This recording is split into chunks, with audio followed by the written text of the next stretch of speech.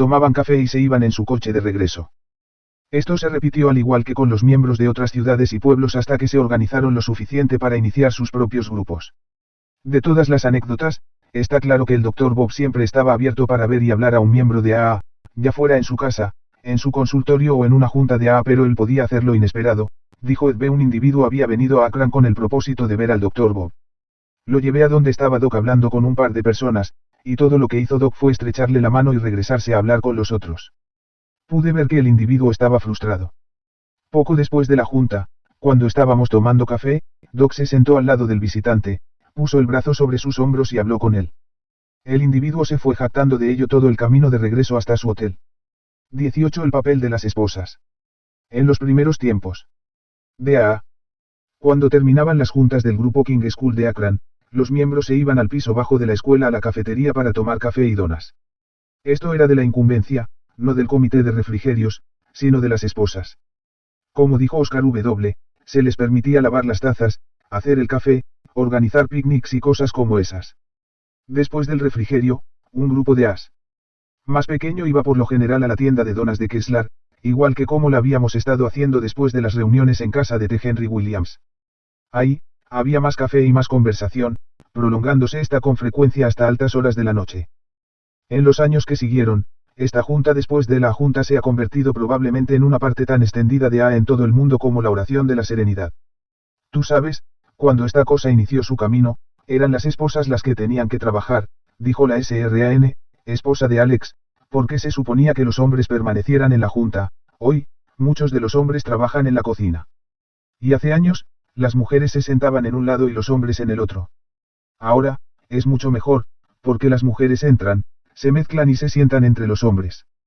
Solíamos hacer postres caprichosos y todo solo por agradar a nuestros hombres y que tuviera éxito nuestra junta, y hacíamos pasteles de aniversario para nuestros esposos, en la junta de Ravenna, Ohio. Ahora, no les permito que compren un pastel para Alex, yo lo horneo, pero una vez al mes, compran un pastel bellamente decorado para todo aquel que tiene un aniversario. Virtualmente todo mundo está de acuerdo en que el periodo para refrigerio fue la parte de Anne en la reunión. Lo tomaba como asunto propio el ir de mesa en mesa y presentarse a sí misma, dijo Douracio, esposa de Hood, les decía a las nuevas mujeres que estaban en el mismo barco, que todas éramos amigas y que ella haría por nosotros todo lo que pudiera. Anne estaba siempre pendiente de los recién llegados, dijo Dan Cate localizaba y después de la junta, iba a tu mesa y se presentaba a sí misma. Quiero darte la bienvenida a Alcohólicos Anónimos, a ti y a tu adorable esposa. Esperamos que sigan viniendo. Le daba un poco de los antecedentes de AA y luego quizás se iba a donde estaba otro miembro nuevo. El interés de Anne por el recién llegado fue a la vez legendario y fenomenal, quizá un interés mayor que el de la mayor parte de los miembros de AA. Antes de nuestra primera fiesta de Año Nuevo, alguien le había dado a Anne 3 vestidos nuevos, y yo nunca la había visto sin aquel vestido negro que tenía, recordó Dorothy S.M. en una conversación con Bill Wilson. Mi hermano me había dado para Navidad un vestido nuevo, el primer vestido nuevo que yo había tenido en años, así que estaba discutiendo la fiesta con Anne, y dije, mira tus 3 vestidos, ¿cuál es el que vas a usar? Me miró y dijo, ¿sabes Dorothy? Hay alguna gente nueva que no tendrá nada y no puedo soportar usar cualquiera de ellos. Y se presentó en la fiesta con el mismo viejo vestido negro. Anne hacía mucho con su forma amable de ser. Yo le tenía un poquito de miedo, a pesar de que la amaba, porque me dio una lección de una manera tal que ya cuando estuve de regreso en Cleveland, supe lo que quiso decirme. Yo estaba tan emocionada con mis amigos que después de cada junta, me apresuraba a reunirme con ellos y meterme en estas locas conversaciones. Una noche, Anne me llamó, Dorothy, la gente ha sido tremendamente buena contigo, ¿no es así? Has tenido mucha suerte y has hecho muchos amigos. Por supuesto, estuve de acuerdo en un 100%. ¿No crees que podrías dar eso, un poquito? Hay una mujer nueva sentada allá en la esquina y nadie está hablando con ella. Esa es la cosa que yo he estado tratando de recordar todos estos años. Si no llegué a aprender algo más de Anne, sí aprendí que la gente nueva es la que cuenta. Realmente intentarlo y hacerlos sentir bienvenidos y necesarios, ese es un camino que puedo experimentar para agradecer lo que he recibido. ¿Recuerdas cómo Anne le hablaba siempre a todos por su nombre de pila? Le dijo Dorothy a Bill Wilson, y podía recordarlos, sabía los de todos los hijos que tenían y era ese extraordinario interés personal que ella tomaba en todos. Inclusive cuando estuvo casi ciega ahí al final, se aproximaba a ellos, y aunque con la vista no podía distinguir quiénes eran, podía hacerlo por sus voces y recordaba hasta la más pequeña cosa respecto a ellos. Al quedarle chica rápidamente la casa de los Smith, el primer grupo de AA cambió sus reuniones a la King School. Solía reunir ropa para todo aquel que no tuviera nada que ponerse. Yo tenía un abrigo de verano y tenía que usarlo como si fuera de invierno. Andes cosió un cuello de piel del abrigo viejo de alguien, se lo cosimos y tuve un abrigo de invierno. Luego llegó el verano y simplemente descosimos el cuello de piel y le pusimos un cuello blanco, hacía cosas como esas para todos. Lois también, le dijo Dobra hacia Bill. Recuerdo cuando Lois y tú venían a Akron y se extendía el rumor de que iban a venir, y teníamos absolutamente a todos esperándote. Lois podía estar sentada ahí, remendando uno de tus sacos, siempre parecía tener algún zurcido o remiendo que hacer para arreglarte de manera que pudiera salir otra vez al mundo. El papel de las esposas fue extremadamente importante en los primeros días de AA, no es exageración decir que no hubiera habido AA sin aquellas esposas. En primer lugar, con frecuencia fueron las esposas las que buscaron ayuda para sus maridos, como lo hizo Anna al ir al grupo Oxford, después, ayudaron en las juntas, abrieron sus hogares a los borrachos que estaban recuperándose, hicieron labor de 12º paso y se consideraron a sí mismas tan parte de AA como lo eran sus maridos. Pueden haber permanecido en la retaguardia, tal como Anne le recomendó a Henrietta D., la esposa de Bill, el AA número 3, que lo hiciera, pero su influencia fue determinante. Las reuniones eran definitivamente abiertas, insistían en ello, dijo el segundo Ernie Heddock no creía en las juntas cerradas. Me dijo, traca Ruth y si no lo haces, voy a ir para traerla, era enfático al respecto. Eso fue bueno, porque Ruth pensaba que yo era el peor borracho del mundo. Cuando fue a unas pocas juntas, se dio cuenta de que había esperanza. Le dije que en esa junta sentí la presencia de Dios, más que en cualquier otro lado en que yo había estado, dijo Ruth, justo es para nosotros, le dije, crezcamos juntos aquí.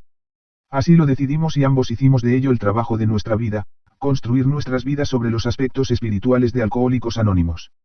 Había una evaluación mayor de ella en cuanto a las mujeres se refería, dijo la esposa de Alex M. Se agachaban y besaban la tierra que sus maridos iban pisando, solo porque ellos se estaban portando bien por sí mismos. Ahora, lo tienen más en perspectiva, porque esa es la forma en que ellos, los maridos, debían haberse comportado ante todo. Bueno, era en la depresión y teníamos que estar apegados a ellos lo quisiéramos o no, nosotras teníamos que comer y los niños también. Las mujeres trabajaban, y trabajaban como esclavas para hacer todo lo que podían para que el grupo de AA tuviera éxito, 3 de nosotras íbamos a la cocina, y lo hicimos durante 4 o 5 años quizá más antes de que pudiéramos lograr que alguien nos ayudara.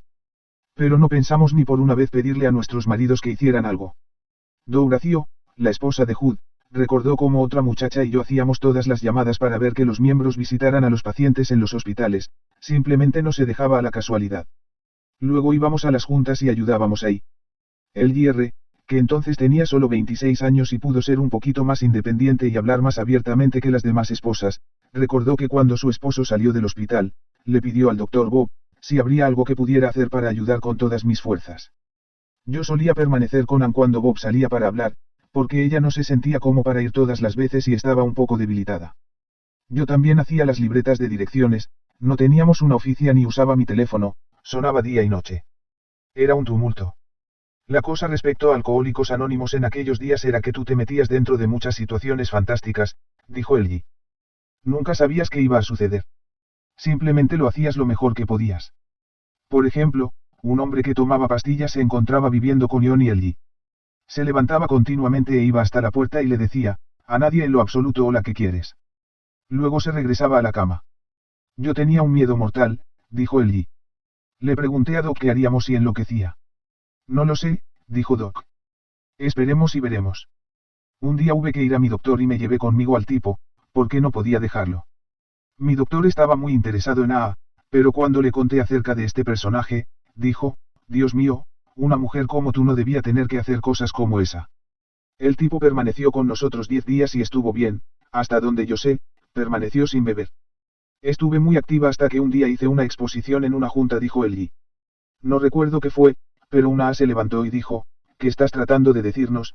Tú no eres una alcohólica, porque no te ocupas de tus propios asuntos. Así que me dije, sabes, es una buena idea, creo que lo haré. Lo decidí y simplemente dejaré de ir, supuso que había suficientes alcohólicos como para hacerse cargo de las cosas y no necesitaban de los 2 centavos que valía mi ayuda. Le pregunté a Ion si a él lo estaba ayudando para hacer todo aquello, y cuando dijo que no, creí que era más bien tonto continuar, porque ese era el motivo personal por el que lo estaba haciendo.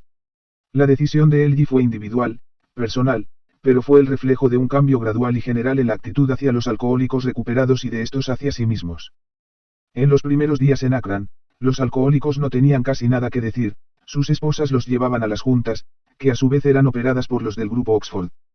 Los hombres se irritaban un poco, pero permitieron que eso prosiguiera y cuando los as se separaron del GO, muy probablemente sus esposas tuvieron mucho que ver con este movimiento, tal como hemos visto.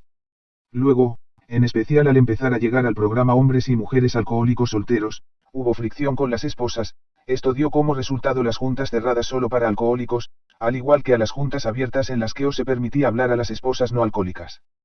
Posteriormente la situación iba a equilibrarse con el establecimiento de concesiones tales como las juntas abiertas de exposición, en las que las esposas y otros no miembros eran invitados a participar. Cuando ellos tuvieron Al-Anon y Al-Atin, pensé que era una idea maravillosa, dijo Elgi. Los grupos familiares Al-Anon tomaron su forma actual en 1951, aunque ya en los años anteriores se había desarrollado grupos familiares compuestos de parientes de los miembros de AA. Pronto se convirtieron en una frente de ayuda para las esposas y otras personas cercanas a los alcohólicos que estaban bebiendo, al igual que para las de aquellos que estaban sobrios en AA. Las necesidades específicas de los hijos adolescentes de los alcohólicos fueron satisfechas en 1957 con la formación de Al-Atin, que es una parte de Al-Anon. Ambas usan el programa de AA con una sola y leve adaptación, pero están enteramente separadas de AA. Pienso ahora que gran alivio hubiera sido si yo pudiera haber estado en un programa que me hubiera mantenido ocupada, dijo Elgi, por eso fue que me involucré, quería ayudar y eso no era tan común, hubo 2 o 3 que lo hicimos. El Dr. Bob decía que cuando tú llegas a AA y tu marido ha estado bebiendo, te encuentras en el punto en que estás tan loca como él, dijo Elgi, y te va a tomar mucho tiempo mirar a las cosas normalmente. Decía también que el hombre no permanecería sobrio si la esposa no estaba con él, y que las familias no volverían a unirse a menos que todo mundo trabajara en ello. Esa fue la forma en que lo puso, sin ningún adorno, solo psicología práctica. 18 ganan aceptación las minorías dentro de AA. Como la hemos visto, los primeros miembros de AA eran predominantemente blancos, de clase media y masculinos. Hubo requisitos para la membresía: creer en Dios, hacer una rendición y ajustarse a los preceptos del grupo Oxford, además de tener un deseo, honesto, sincero o de alguna otra clase, de dejar de beber. Los requisitos podían resumirse diciendo que tenías que creer antes de que empezaras. El hecho de que algunos miembros lo vieran en el orden opuesto, como lo indica el último dicho de AA, yo llegué a estar consciente, llegué a creer, estuvo en el corazón del conflicto entre los as y los del grupo Oxford, y continuó luego en AA entre los hacedores de reglas y los rompedores de reglas. Tuvo que haber una primera vez en que un hombre cayó a una junta con un par de tragos dentro, los oledores comenzaron a echarlo fuera y alguien dijo, déjenlo quedarse, quizá algo se le filtrará. Los oledores, explicó uno de los primeros miembros, eran hombres que estaban al lado de la puerta, oliendo a cada hombre que entraba. Y cuando aquel borracho, por alguna misteriosa razón, permaneció exactamente tan sobrio como el individuo que había sido hospitalizado o visitado por 10 miembros, se fue otra regla, al final, los as pioneros rompieron tantas de sus propias reglas que no quedaron reglas. Al mismo tiempo, los primeros miembros empezaron a llegar hasta aquellos que podían haber parecido o haberse sentido ser diferentes.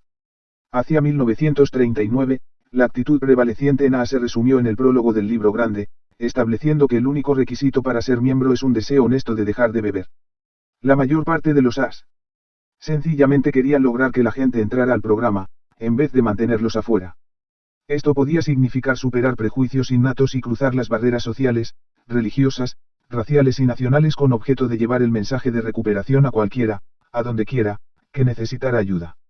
También significaba hacer exactamente las mismas cosas con objeto de aceptar la ayuda, y si AA como una fraternidad nunca tuvo algún logro mayor, se podría decir que la mayoría de los miembros hicieron algo más que solo hablar de esta idea. Como lo muestra la exposición de la tercera tradición en el libro 12 Pasos y 12 Tradiciones, hubo mucho miedo respecto a los alcohólicos que podían ser raros o diferentes. En el segundo año de AA, un hombre llegó a un grupo de AA y dijo que él era la víctima de otra adicción todavía peor estigmatizada que el alcoholismo. El miembro más antiguo del grupo habló en privado con otros 2. Discutieron el problema que podría traer este extraño alcohólico y la noción de que podía ser mejor sacrificar a uno por la salvación de muchos. Finalmente uno de los 3 dijo, a lo que realmente le tenemos miedo es a nuestra reputación, e hizo una pregunta que lo había estado obsesionando, ¿qué haría el maestro? No fue necesaria ninguna respuesta. Las cartas escritas por Bill en 1938 y 1939 colocaron esta situación en Akron, implicando por lo tanto que el miembro más antiguo era el Dr. Bob. Al volver a narrar la anécdota en 1969, Bill confirmó finalmente esta identificación al usar el nombre de su socio.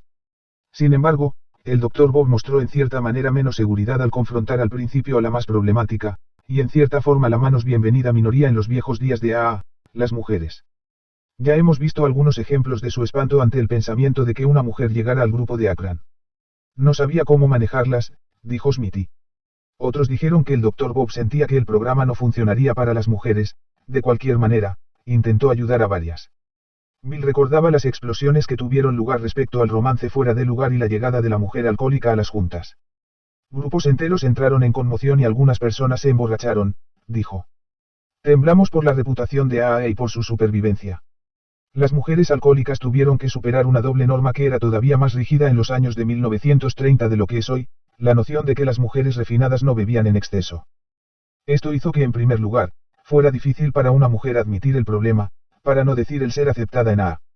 Las mujeres alcohólicas que se unieron al grupo de Akron en los primeros días tuvieron las credenciales adecuadas, aunque no impresionantes. Jane estaba casada con el vicepresidente de una gran compañía acerera y Sylvia era una atractiva heredera. Hasta donde sabemos, Lil nunca llegó siquiera a asistir a una junta. Ninguna mujer respondió a los artículos del plan Dillard, y la primera que recordaba Warrence fue lanzada fuera de AA por las esposas. Era tan mala, que no le permitieron entrar en sus casas, dijo.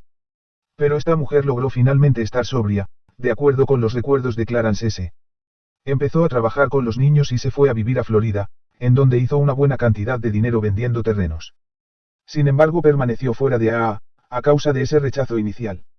El Dr. Bob estuvo siempre de acuerdo en hablar con las pocas mujeres que se cruzaron en su camino, luego, las mandaba por lo general con Ann y otras esposas que estaban dispuestas a trabajar con ellas.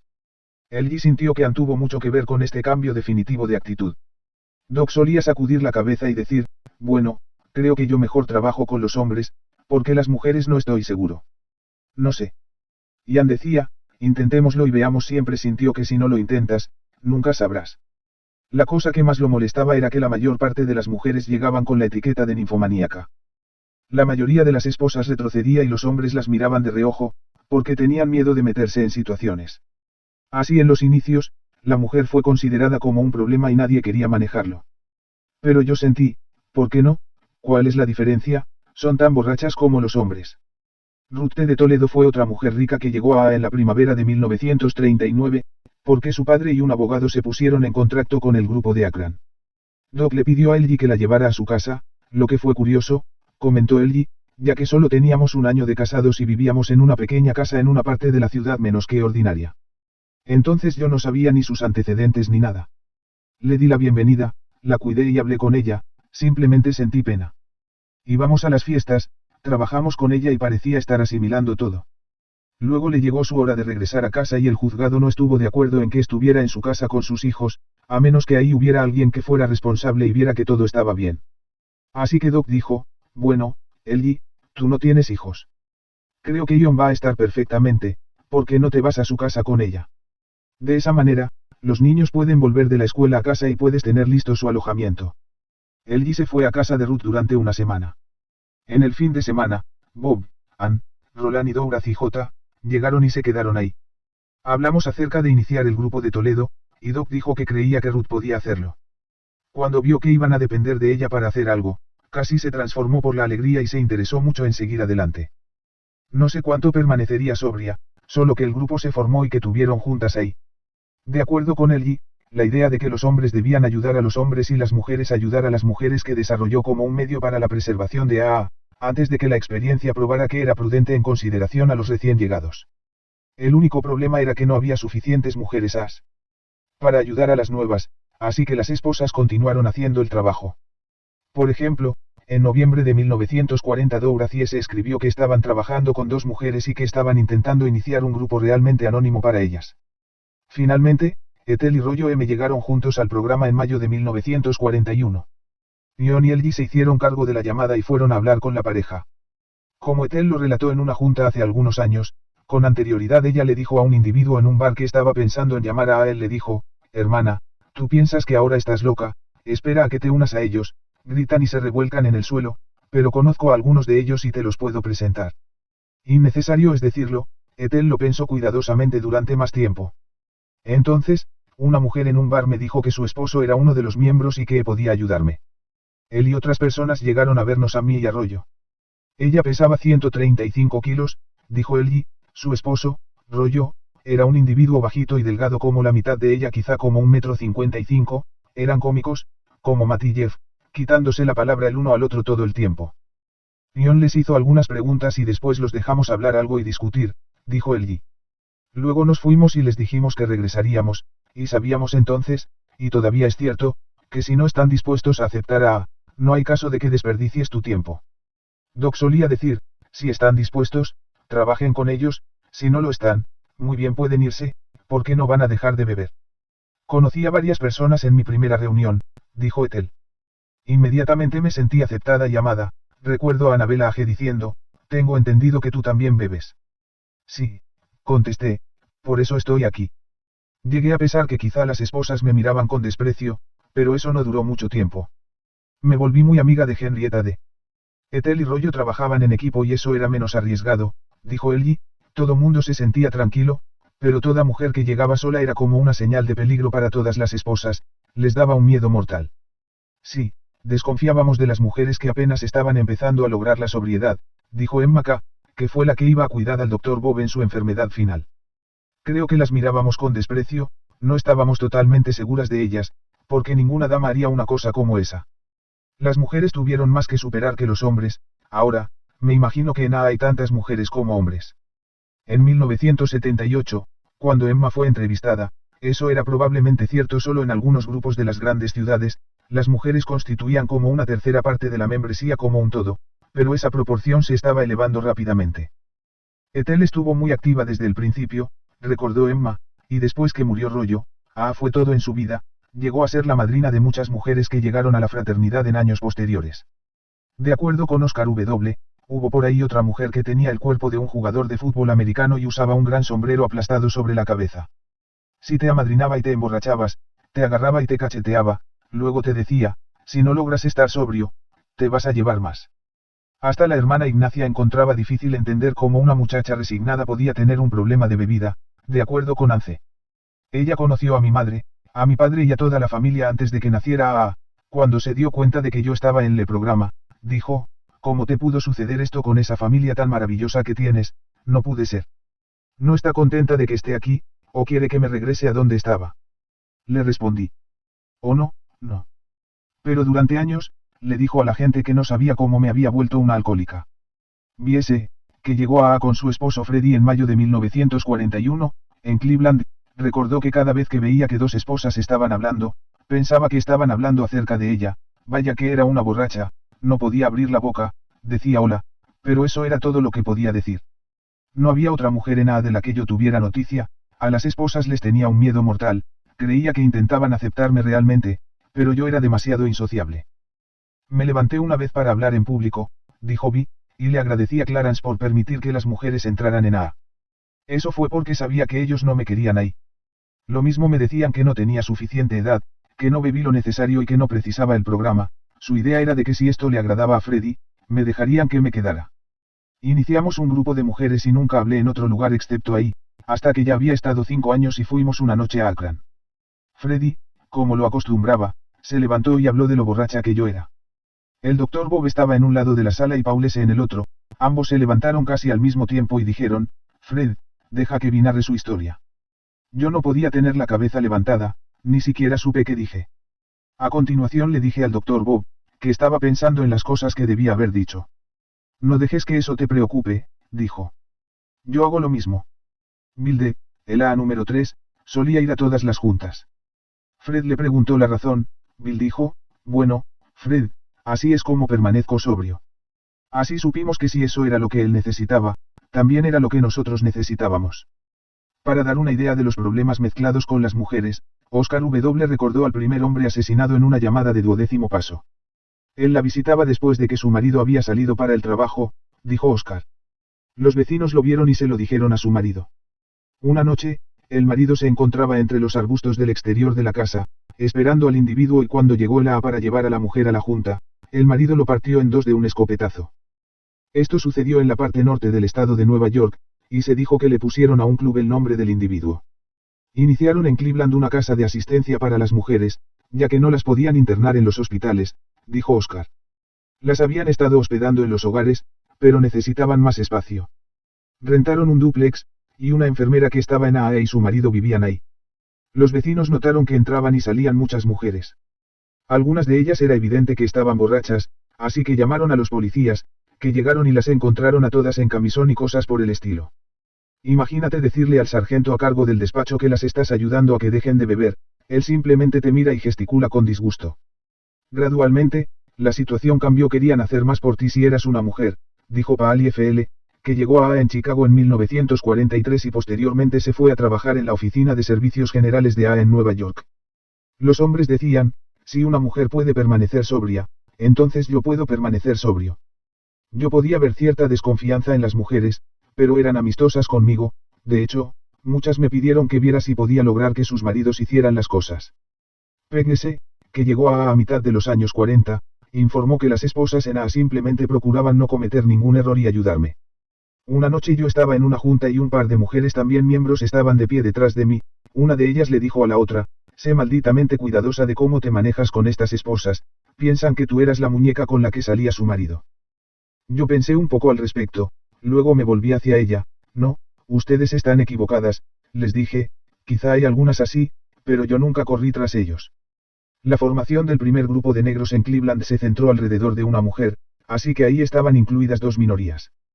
Tuvimos una llamada a las 3 de la mañana de esta mujer de color que trabajaba en un cabaret y estaba a disgusto con su vida, dijo Oscar. Fui a verla, le leí el libro grande, y hablé con ella. Luego apareció repentinamente un tipo y me persiguió escaleras abajo, lanzándome botellas de leche. Al día siguiente, me llamó la mujer y dijo que todavía estaba sin beber y quería saber qué hacer. La llevé al grupo Beico Usoro y dijeron que podía estar en AA pero que tenía que asistir a un grupo diferente. A pesar de todas nuestras actitudes liberales, no podíamos aceptar a una mujer de color, admitió Oscar. Nos sentamos en el vestíbulo hablando con un par de compañeros, pero llegó el administrador del edificio y dijo que teníamos que irnos. Ella era la única, así que teníamos que formar un grupo para ella. Fueron muchos los individuos que me ayudaron. Formamos un grupo alrededor de ella en un barrio negro, en Kodara Banu, y se regó la noticia acerca de unos locos que podían ayudarte a dejar de beber. También le conseguimos un empleo como elevadorista, que no le gustó, porque no ganaba el dinero que quería. Uno de los primeros en ir fue un chaafe de una de las familias pudientes y trajo a 2 o 3 más, y muy pronto había unos 15. Por entonces, yo estaba ya disponiéndome a dejar el grupo y un día el chaafe llega a la junta en un gran Rolls Royce, abre la puerta para que salga un hombre blanco. Ambos entran, y el chaafe presenta a su jefe como un nuevo miembro.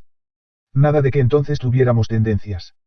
Oscar recordó el Bulletin de Cleveland de abril de 1945, una hoja de noticias de AA, que decía, nosotros los blancos, si es que predicamos el amor fraternal, tenemos que practicarlo, y si un negro recurre a nosotros en busca de ayuda y guía, es nuestro deber de cristianos darle lo mejor que hay en nosotros, dándonos cuenta de que un alma humana ha sido puesta en nuestras manos para ayudarla o destruirla.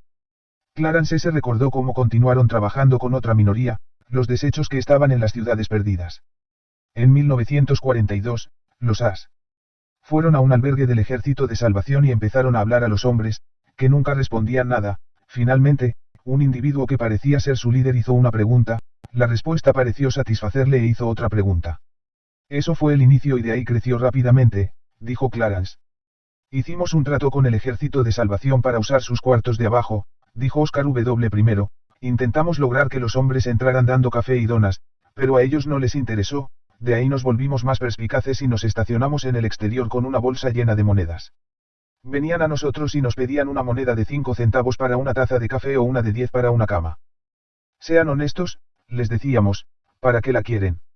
Decían, necesitamos conseguir algo para fumar en Smackjoes, y se las dábamos.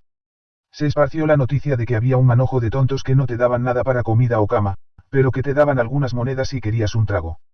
Empezaron a confiar en nosotros, y ya teníamos 3 tipos en el Citadel. Sucedió que el primero que logramos poner sobrio era hijo de un matrimonio del Ejército de Salvación y ellos pensaron que éramos maravillosos.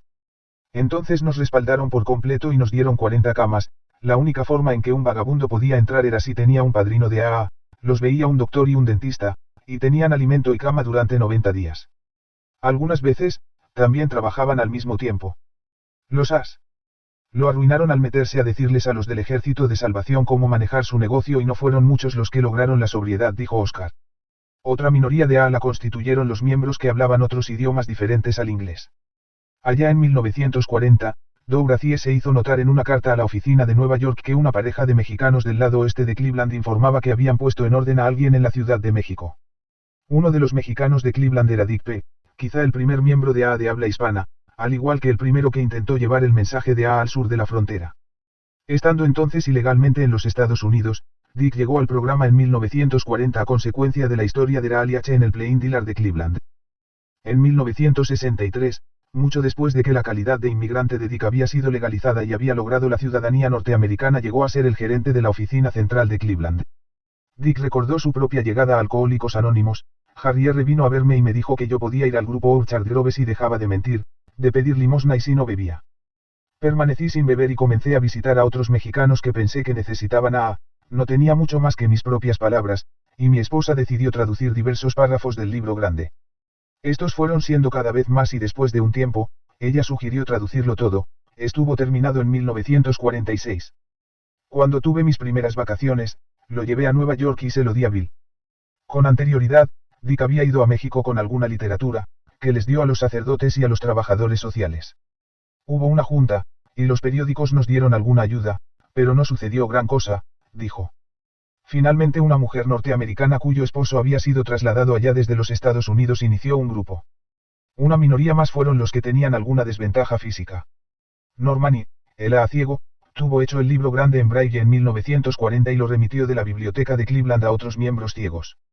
Entonces éramos 19 que manteníamos correspondencia entre nosotros, dijo él. Lo extraño es que Norman mismo nunca leyó el libro. Nunca leí una palabra de AA, dijo. No tienes que leer, no tienes que tener todos estos folletos que editan, puedes aprender a vivir este programa aprendiendo a pensar. AA es una cosa maravillosa para conocerla y aplicarla, dijo, pero en tu vida, tienes que vivirla en la calle, y si ves que alguien tiene un pequeño problema, ayúdalo, no importa quién sea. Eso es AA. 19 Los AA de Toledo se dan cuenta de que la división no es una desgracia. En mayo de 1940, hubo una publicidad que salió de Cleveland. Esta vez involucró a Raleigh H., el catcher de béisbol para el equipo de casa, los Indios, que justo acababa de participar en un juego sin hit lanzado por Bob Feller. Raleigh había estado sobrio en AA durante un año y cuando se publicó la historia constituyó una noticia importante, no solo en Cleveland y en Ohio, sino en las secciones de deportes de los periódicos de todo el país. Raleigh, el fanfarrón como alguna vez se le había llamado, había deshecho coches, iniciado infernales peleas en los trenes, al recibir una pelota dejada caer desde la torre terminal de Cleveland estando borracho, eso lo hizo después otra vez estando sobrio, y estaba en el camino para salir de las grandes ligas cuando el Dr. Bob llamó a John R. en abril de 1939. Como John lo recordó, Doc dijo, tú eres el único por aquí que sabe algo de béisbol, ¿conoces a un jugador llamado Raleigh H? Le dije, sí, claro que lo conozco, es uno de los receptores del equipo de Cleveland. Lo es, dijo Doc, bueno, alguien lo trajo hasta aquí y lo tenemos en el hospital, ven y habla con él. Olvidé el nombre bajo el cual lo registraron, dijo John, pero un escritor de deportes del Beacon Journal se enojó mucho porque Doc no se lo reveló. Luego Raleigh salió y fue a donde T. Henry, también recorrió todo el camino. Fuimos ahí una noche y Raleigh dijo, saben, no tengo nada que pelear contra nada de esto, pero cuando viajo, solo tengo un pequeño maletín y no me cabe ahí la Biblia. Ese verano, Raleigh mandó entradas para los juegos de béisbol y Annie, Doc, él y yo fuimos a ver a Raleigh abanicar la brisa. Cuando Raleigh adquirió la sobriedad, su esposa se vistió con esmero, se puso lápiz labial y muchacho, qué atractiva era. Creo que solía comer para calmar sus nervios. Clarence se recordó que Raleigh, que tenía un Packard Roadster nuevo, quiso ir a uno de los picnics de AA y preguntó las señas para llegar. Simplemente ve al parque y busca un puñado de coches que parece que pertenecen a un desuesadero, y ahí nos encontrarás, le dijo. ¿Sabes? Nosotros inventamos los coches sin estribos, dijo Clarence. En otra ocasión un compañero de equipo le ofreció un trago a Raleigh. No gracias, dijo él. ¿Qué te pasa? Preguntó su amigo, ¿tienes miedo de hacer el ridículo? Sí, respondió Raleigh. Así que tómatelo en mi lugar y haz el ridículo tú mismo. ¿Cuándo los has? De Akron dejaron el grupo Oxford, Raleigh permaneció un tiempo con T. Henry, cuando la historia de su alcoholismo irrumpió en 1940, se le dio el crédito por su recuperación al grupo Oxford. Sin embargo, en esa época Raleigh rompió su silencio y dijo que no, que el crédito por su sobriedad pertenecía a Alcohólicos Anónimos. Además de traer cientos de miembros nuevos a AA, la historia fue la primera ruptura de anonimato en la fraternidad a nivel nacional. causó alguna preocupación entre los As. Pero con toda justicia, no se le puede culpar a Raleigh por ella.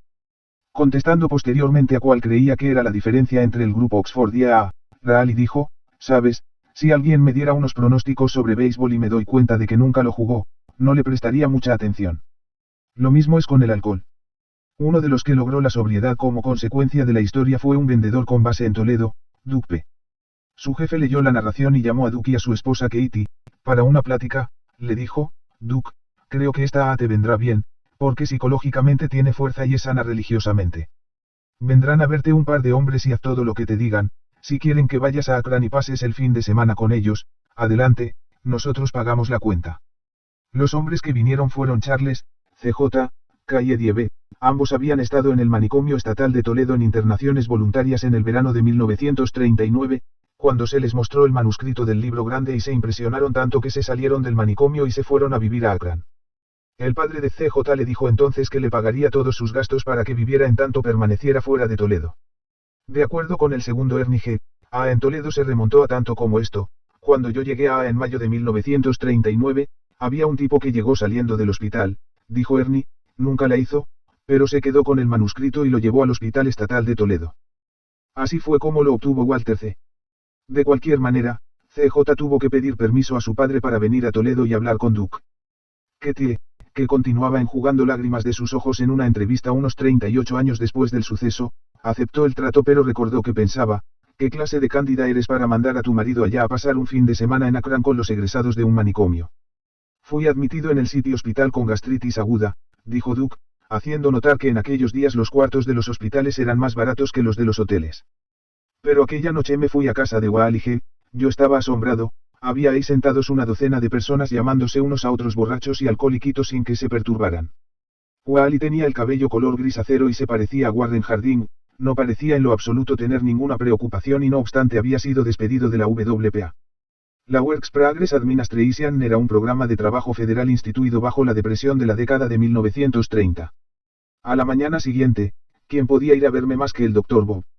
Irradiaba exactamente encanto, amor y confianza, todas las cosas que yo no tenía, dijo, Duke, todo va a estar muy bien.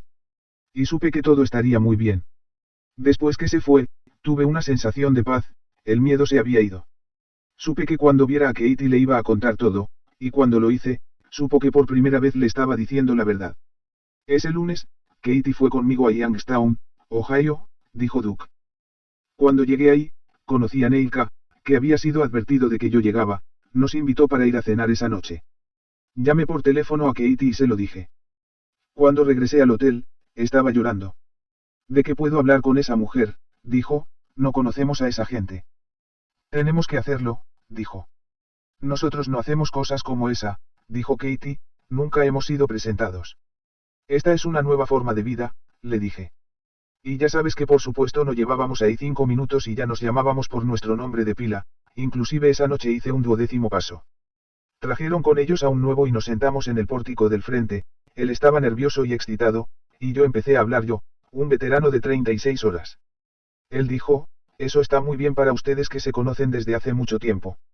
No podía creer que yo era para Neil un extraño por completo, igual que lo era él para mí. De la misma manera que el pequeño número de As. De Youngstown y otras ciudades de Ohio, Duke y Katie viajaron de Toledo a Akron los miércoles en la noche para asistir a la junta en la King School. Desde su asiento, en 5 minutos el Dr. Bob nos daba a Katie y a mí la suficiente inspiración para que continuáramos en el camino hasta la vez siguiente. Posteriormente, en la tienda de donas de Kessler, solíamos sentarnos cerca del Dr. Bob cuando teníamos la oportunidad. Nos regalaba con narraciones. Si había una expresión de argot que él pudiera usar para reemplazar alguna palabra, la utilizaba. Un billete de $1 era una piel de rana y cuando le hacías una pregunta, decía, ¿por qué me lo preguntas a mí? No soy un oráculo. Nos quedábamos ahí durante horas y más horas. Él hacía la vida tan agradable y entretenida, dijo Duke. Era exactamente como si fuera tu padre o tu tío, y amaba a todos, pero en particular a Bill Wilson. Tenía mucha preocupación acerca de Bill. Yo la voy pasando bien, decía, de vez en cuando hago una operación, deberíamos hacer algo por Bill. Luego Bill decía, yo la voy pasando bien, deberíamos hacer algo por Smithy. Había un amor entre esos dos que era como el de David y Jonathan, es grandioso sentarse cómodamente y recordar estas cosas. Ann nos daba una sensación de estabilidad, dijo Duke. Siempre tenía la cosa precisa para decir, sin importar el asunto. No podías tener un sentimiento de ira o animosidad hacia alguien cuando estaba cerca. Siempre decía que con objeto de conocer los sentimientos de alguien tienes que caminar una milla en sus zapatos. Recuerdo que me dijo que no me sorprendiera cuando Duke comenzara a beber otra vez, dijo Katie. ¿Por qué lo tiene que hacer? Le pregunté por qué no ha tenido tantos problemas como la mayor parte de los hombres, me dijo Ann, en realidad nunca ha estado en dificultades. A mí me parece que ha estado en dificultades constantemente, dijo. Duke nunca volvió a tomar otro trago. Pocos meses después, en septiembre de 1940, él y los demás miembros de Toledo iniciaron su propio grupo. Duke recordó que hubo 13 personas en la gran casa sobre el río de Ruth y 8 eran alcohólicos, entre esos que estuvieron presentes estaban Ruth y Ernie G., que se acababan de venir de Akron para vivir aquí. De hecho, la junta había sido pospuesta una semana de manera que ellos pudieran asistir. Ernie recordó que por entonces dijo el Dr. Bob, estoy muy contento de se vayan a Toledo, porque los de ahí necesitan ayuda. Ernie añadió, Ian nos dijo que mantuviéramos la junta en el plano espiritual y que tendríamos éxito. El sábado, fuimos a Akron a ver al Dr. Bob y hablamos acerca de lo que estaba sucediendo, dijo que si estábamos teniendo problemas, rezaría al respecto. Consérvenlo sobre una base espiritual, dijo, si ustedes anteponen los principios a las personalidades, y son activos y comparten su programa con otras personas obtendrán resultados. Dijo, el alcohol es un gran igualador de la gente, y ya lo es también. Como lo recordó Duke, hubo otro individuo, Chet M., que también había estado en el hospital estatal. Chet captaba pacientes del Dr. Kaiser en el hospital, dejaba un recibo y los llevaba a la Junta de Toledo, esa fue la forma en la que obtuvimos nuestros primeros miembros nuevos hasta diciembre de 1940, dijo Dyke, sacándolos justo de la incubadora de bobos. El grupo de Toledo se reunió en la casa de Ruth hasta enero, alquilando entonces un salón por $10 al mes.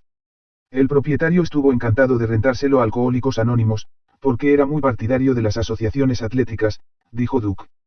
Tengo una regla, nos dijo, no permitiré bebidas fuertes en este salón, no me importa medio barrilito de cerveza de vez en cuando, pero tengo una regla absoluta contra el licor fuerte.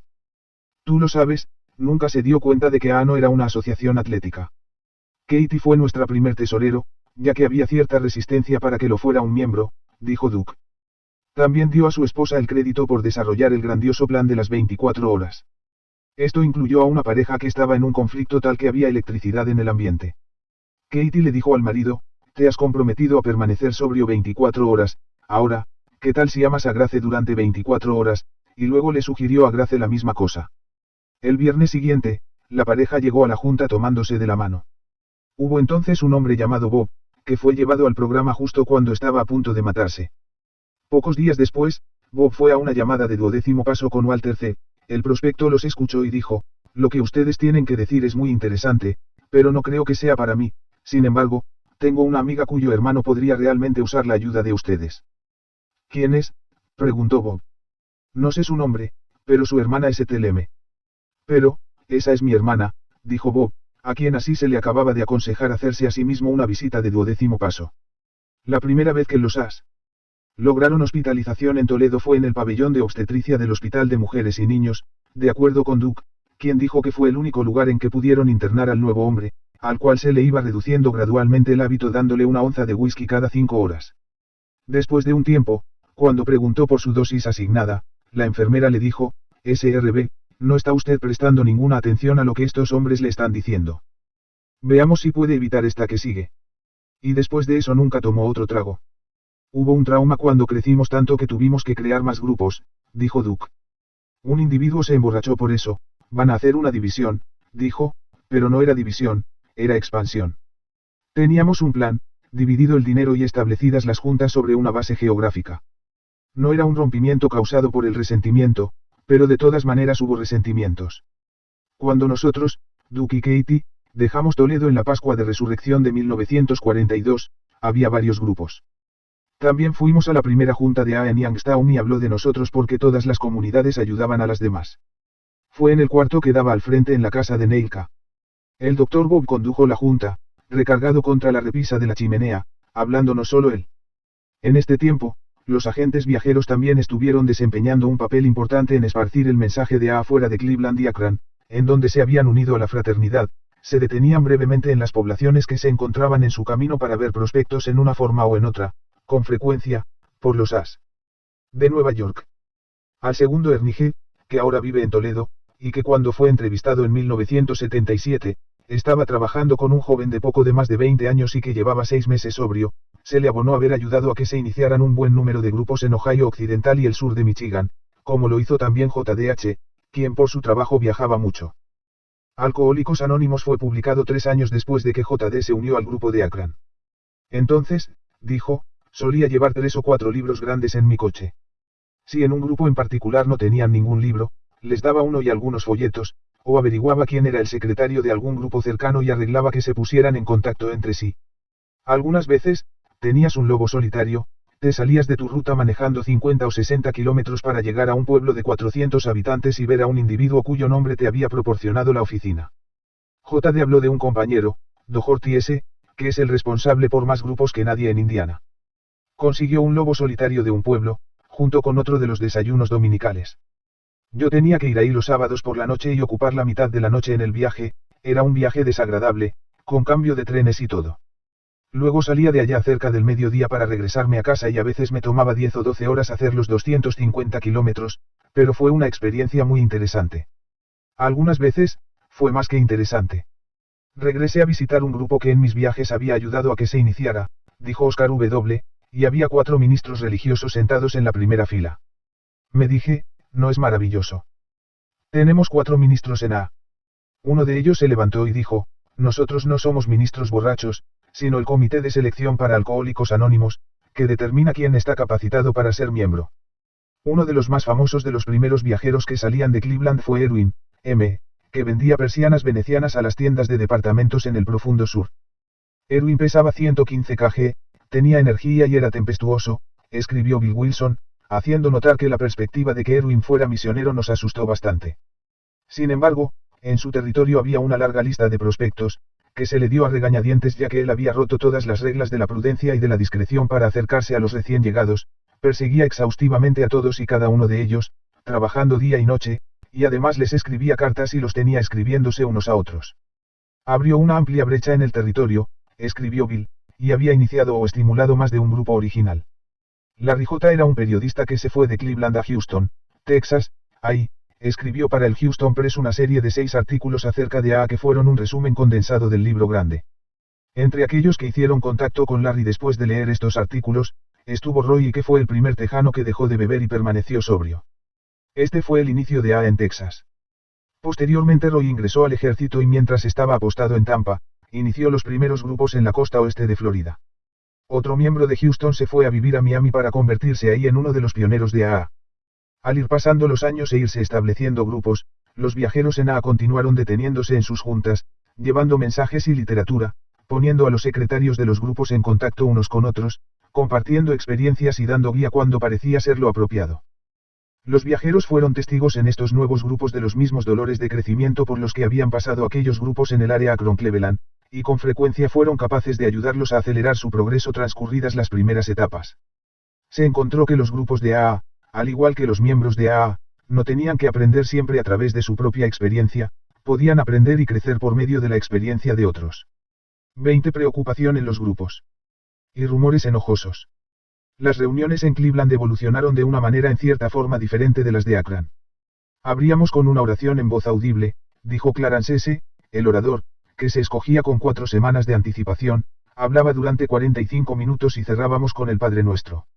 Luego, reabríamos para comentarios informales, preguntas y cosas así. En total la junta duraba entre 1 hora y media y 2 horas. No se permitía fumar en la primera parte de la junta, solo en la parte informal. Ese es el problema, dijo Clarence, hoy lo toman tan a la ligera. Yo creo que se necesita un poco de disciplina. Creo que AA era más eficaz en aquellos días. Los registros en Cleveland muestran que el 93% de aquellos que se llegaron a nosotros nunca volvieron a tomar un trago. Cuando yo descubrí que la gente tenía recaídas en AA, realmente me sacudió. Hoy, todo se ha debilitado mucho. Ahora cualquiera puede entrar y salir. Warren C., también uno de los primeros miembros de Cleveland, tuvo un punto de vista de cierta manera más optimista de AA cuando fue entrevistado en 1977. Yo creo que el programa es exactamente el mismo, dijo. Los principios están ahí, los pasos están ahí, las prácticas están ahí y las oportunidades están ahí. Si tú lo haces como dice el libro grande, Entonces es el mismo programa que existía cuando yo llegué, en 1939. Ahora tenemos más gente que entra y sale del programa, dijo. Pero eso es comprensible, porque tenemos más gente. La gente que quiso permanecer sobria entonces fue aquella que hizo lo que el programa sugería. Hoy la gente que quiere permanecer sobria es aquella que hace lo que el programa le dice que haga. La única diferencia es que yo ya no conozco a todos los que están en el programa. Una gran cosa es que hoy llega gente que ha perdido hasta el último centavo, a sus esposas y a sus hijos, eso no sucedía en los primeros días. No había mucho dinero, pero la mayor parte de los hombres todavía tenía a sus esposas y a sus familias. La otra cosa es que hay mucha gente joven, por ejemplo, mi hijo llegó cuando tenía 31 años. Yo llegué cuando tenía 38. Esos 7 años significaron una tremenda diferencia. Yo estaba ya acabado a los 36, dijo Warren, y ahora aquí estoy a los 76. Cuando tú estás sobrio en el programa tanto tiempo como yo, ellos te miran y quieren oír todo lo que tú tienes que decir, ya sea que tenga algún significado o ninguno. Ellos, los miembros nuevos, podrían tener algo mucho más importante que ofrecer.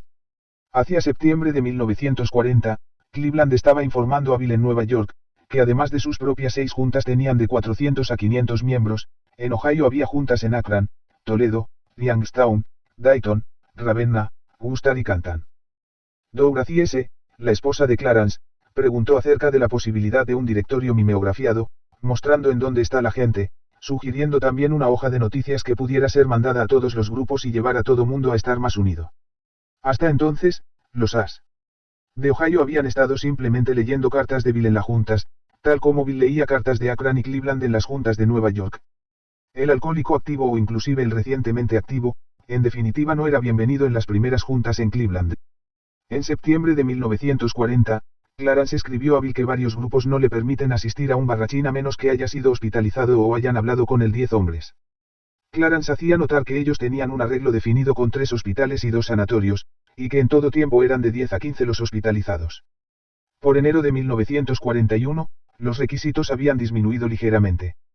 Clarence escribió que la mayor parte de los grupos requerían ya fuera de hospitalización, de que le hubieran hablado cuando menos 5 miembros o de que hubiera sido examinada por un comité, antes de que una persona nueva pudiera asistir a las juntas.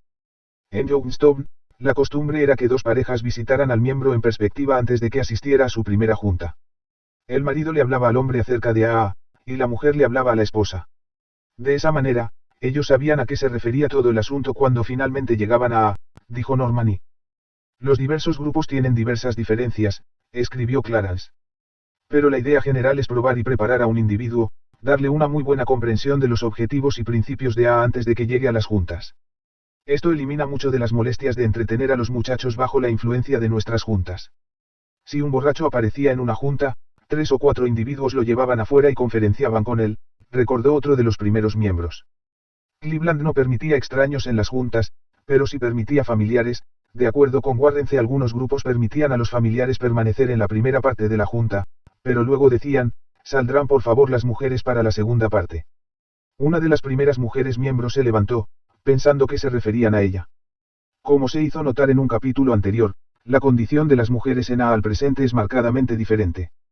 Pero algunos de los intereses de los primeros grupos de Cleveland, como los clubes para As y el anonimato de los miembros, tienen todavía una apariencia que se ha hecho familiar. Hacía algunos clubes, dijo Warren, pero se convirtieron en centros para jugar póker y no duraron. Sentimos que esto no era lo correcto, y los desanimábamos a que los formaran. Todos los grupos eran independientes, tenían sus propios secretarios y servidores. En lo que se refiere al anonimato, nosotros sabíamos quiénes éramos. No solo era AA, sino nuestra vida social, todas nuestras vidas parecía que discurrían juntas, nos llevábamos a la gente a casa a que se secaran. El grupo de Cleveland tenía los nombres, direcciones y número telefónicos de todos los miembros, dijo Warren. De hecho, recuerdo al Dr. Bob diciendo, si yo me levanto y digo que me llamo Dr. Bob S., la gente que necesita ayuda tendría dificultad en ponerse en contacto conmigo. Warren recordó, el Dr. Bob, dijo que había 2 formas de romper la tradición del anonimato: 1, dando tu nombre al nivel público de la prensa o la radio; 2, siendo tan anónimo que no puedan llegar hasta ti otros borrachos. En un artículo del Grapevine de febrero de 1969, DS de San Mateo, California, escribió que el Dr. Bob comentaba sobre la tradición undécima como sigue. Ya que nuestra tradición sobre el anonimato designa el nivel exacto en el que debe sostenerse la línea, tiene que ser evidente para todos los que pueden leer y entender nuestro idioma, que mantener el anonimato a cualquier otro nivel es definitivamente una violación a esta tradición.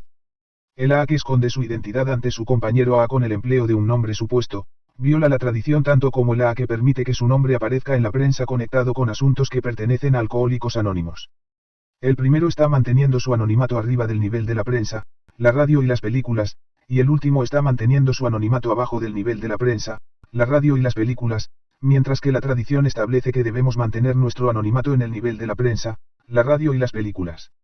Ernige de Toledo, comentando sobre lo que vio como un aumento en el anonimato de hoy comparado con el de los viejos tiempos, dijo: hice un viaje a Jackson, Michigan, una noche y todo mundo se acercó y me dijo: soy Joe, soy Pete.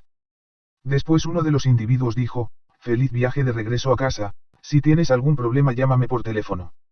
Posteriormente le dije a un compañero que estaba conmigo: sabes, suponte que tenemos algún problema en el camino de regreso a casa, ¿cómo se lo diríamos a alguna A? No sabemos el apellido de nadie, han llevado tan malditamente lejos este anonimato que se ha vuelto una broma. Tengo una libreta, evidentemente, una de las libretitas de direcciones reunidas por los primeros miembros o sus esposas, con los primeros 100 nombres y apellidos, números telefónicos y direcciones de sus casas. Los puntos de vista del Dr. Bob sobre el anonimato permanecían claros en los recuerdos de Joe P. de Akron, el graduado en Dartmouth. Aunque no era la costumbre a mitad de los años 40 dar pláticas a nadie excepto a los borrachos, hizo notar Joe, unos pocos miembros formaron un comité no oficial de información pública que empezó hablando a los clubes de Rotarios y Kiwanis por todo el estado. Por supuesto, primero tuvimos que tener el permiso de Bob. Él dijo que se suponía que no rompieras tu anonimato en los periódicos o en la radio, pero que creía que no llegaríamos a ningún lado si la gente no sabía que pertenecíamos a Alcohólicos Anónimos. Tenía la firme convicción de que debías permitir que te conocieran en la comunidad como un miembro de AA, y se aseguraba de decírtelo todas las veces que te reunías con él. Venerado como un cofundador, amado como un vigoroso padrino, aún así el Dr. Bob no fue perdonado cuando los críticos extendieron rumores. La gran estimación que la mayor parte de los As locales tuvieron para el pensamiento del Dr. Bob y para el hombre mismo, fue expresada formalmente en el otoño de 1941. Clarence S. y otros miembros de Cleveland planearon un día Doc Smith, que consistiría de un programa de pláticas y fraternidad por la tarde, y luego una cena. Invitó a Bill, haciéndole notar que Doc se sentiría halagado de verte. Al mismo tiempo, Clarence escribió: fui a Akron y francamente estoy muy preocupado acerca de la condición de Doc, no está del todo bien y debe tomar las cosas con calma, y en su posición esto es muy difícil, ya que está muy consciente de que debe conservar el buen semblante, debe ahorrarse en lo posible todo lo que son detalles. Hay tanta gente que no se para a pensar que Doc ya no es un pollo y que continúan poniendo presión sobre él. Los boletos para la cena y demás eventos fueron a $1.35, y no se necesita mucha imaginación para cualquiera que haya estado trabajando en el comité organizador de una cena, para oír a unos pocos miembros quejándose acerca de lo cara que estaba. De cualquier manera se presentaron 900, entre As y miembros de sus familias. Los oradores incluyeron, entre otros, al Dr. Bob, Bill Wilson, Bill Day y Henrietta A. Iberlang. Como recordó Dupe, ellos cooperaron para comprar un bono de guerra de $75, que costó solo 67.50, para Doc. Los miembros del grupo de Toledo colectaron dinero adicional para el viaje redondo de Bill desde Cleveland, de manera que a ellos les pudiera visitar también. No pudimos pagarle a Bill un hotel, así que se hospedó en nuestra casa, dijo Duke. Vinieron otros miembros, y nos pasamos hablando la noche entera. Los cofundadores de AA no fueron siempre saludados con tributos. En 1942 circuló una historia en Cleveland acerca de que la oficina de Nueva York y el Libro Grande no eran más que una mafia. Los rumores se referían principalmente a los derechos de autor en las ventas del libro.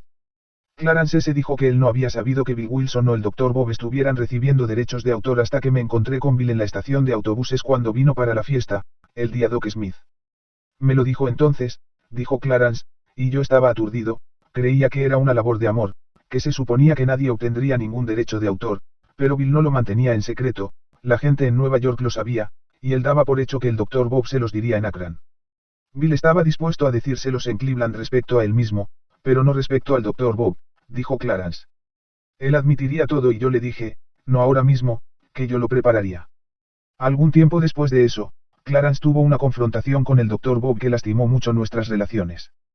Lo tomé como modelo y me desilusionó, dijo Clarence. Anne se perturbó mucho por ello, es una de esas cosas que deseas que nunca suceda, pero sucedió. Probablemente hubiera sido mejor que Bill hubiera seguido su instinto de explicarle inmediatamente a los de Cleveland el asunto de los derechos de autor. A pesar de la garantía de Clarence de que él se haría cargo de ello, alguien comenzó a circular las historias, es inútil decir que todo llegó a estar muy distorsionado. Decididos a hacer frente cara a cara a la situación, algunos de los as de Cleveland organizaron una cena para el Dr. Bobby Bill, en la que se invitó a hablar a los cofundadores.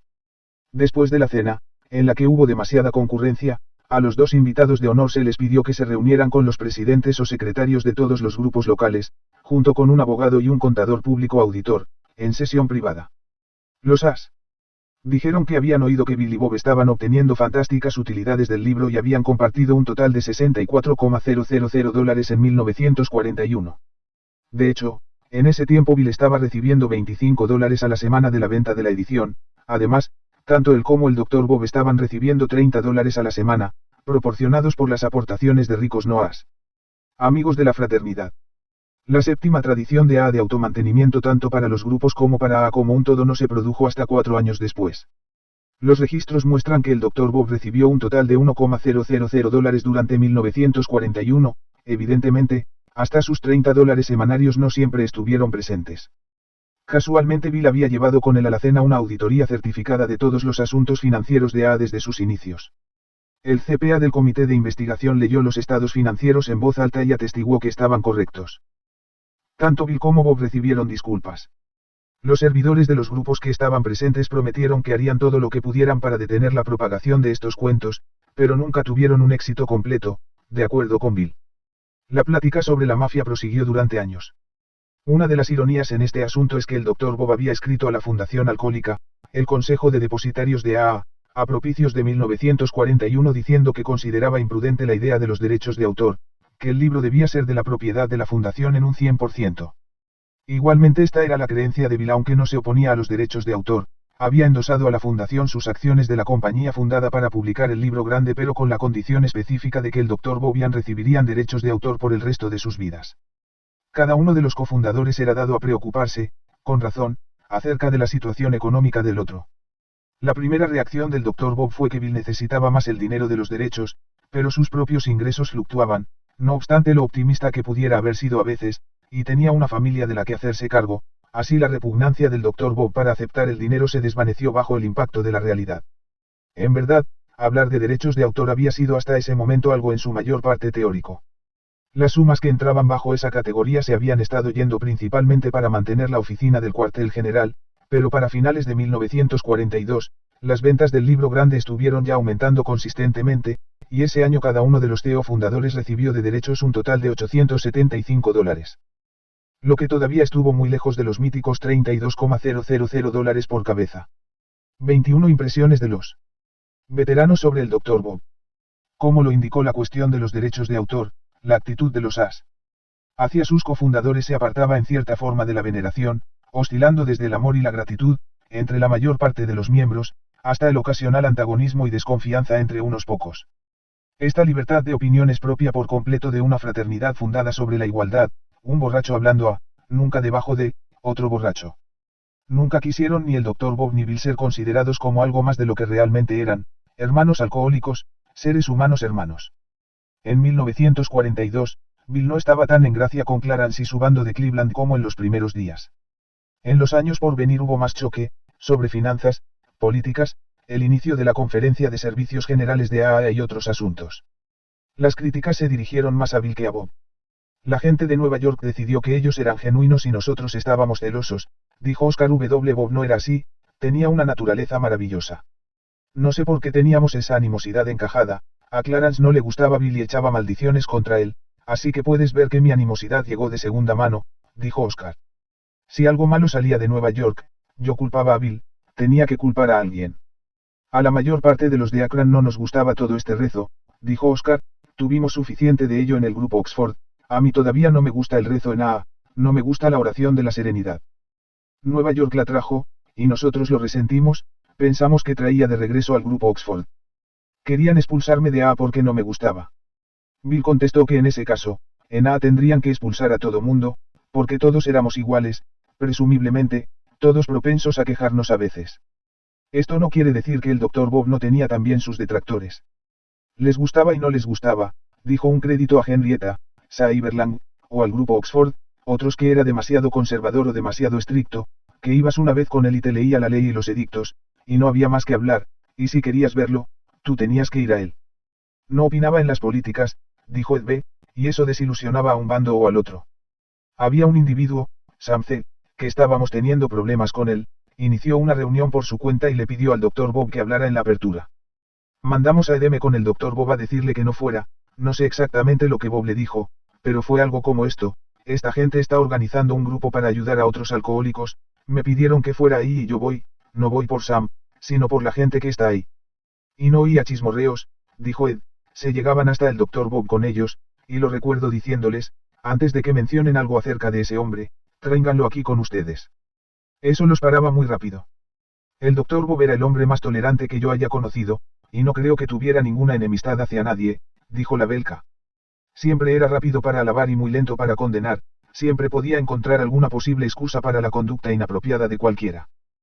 Henrietta D., esposa de la número 3, recordó al Dr. Bob diciendo, si el orador no dice exactamente lo que tú crees que debiera decir, no lo critiques, puede que esté diciendo exactamente lo que el hombre en la fila de atrás quiere escuchar.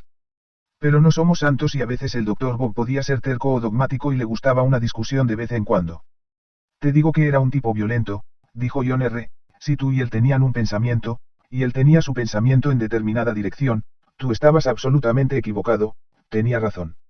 El hecho de que el Dr. Bob era violento porque exponía sus pensamientos brusca y directamente y algunas veces presentaba el programa de A sobre la base de tómelo o déjelo, probablemente hizo mucho para transmitir una impresión de intolerancia y rigidez.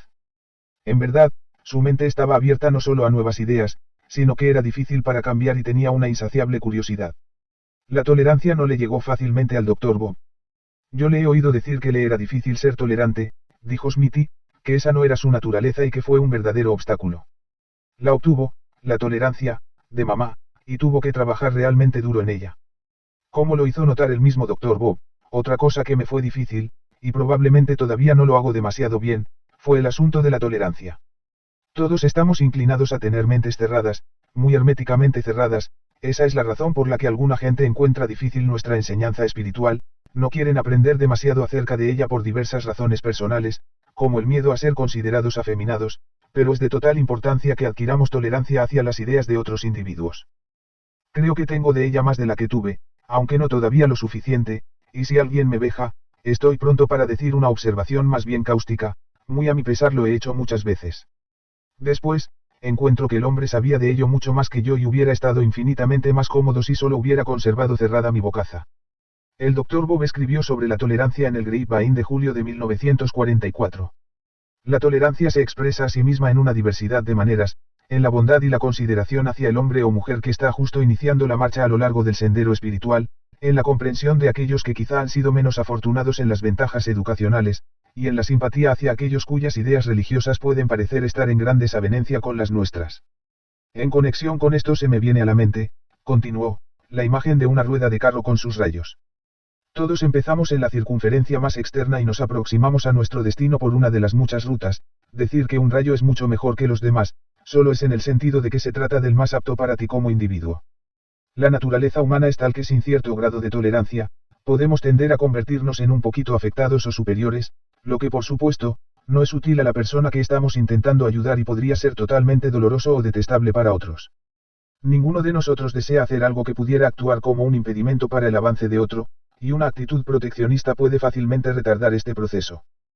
Como un subproducto, la tolerancia construye una mayor liberación de la tendencia a aferrarse a ideas preconcebidas y opiniones a las que tercamente nos adherimos, en otras palabras, con frecuencia promueve una apertura mental que es bastante importante.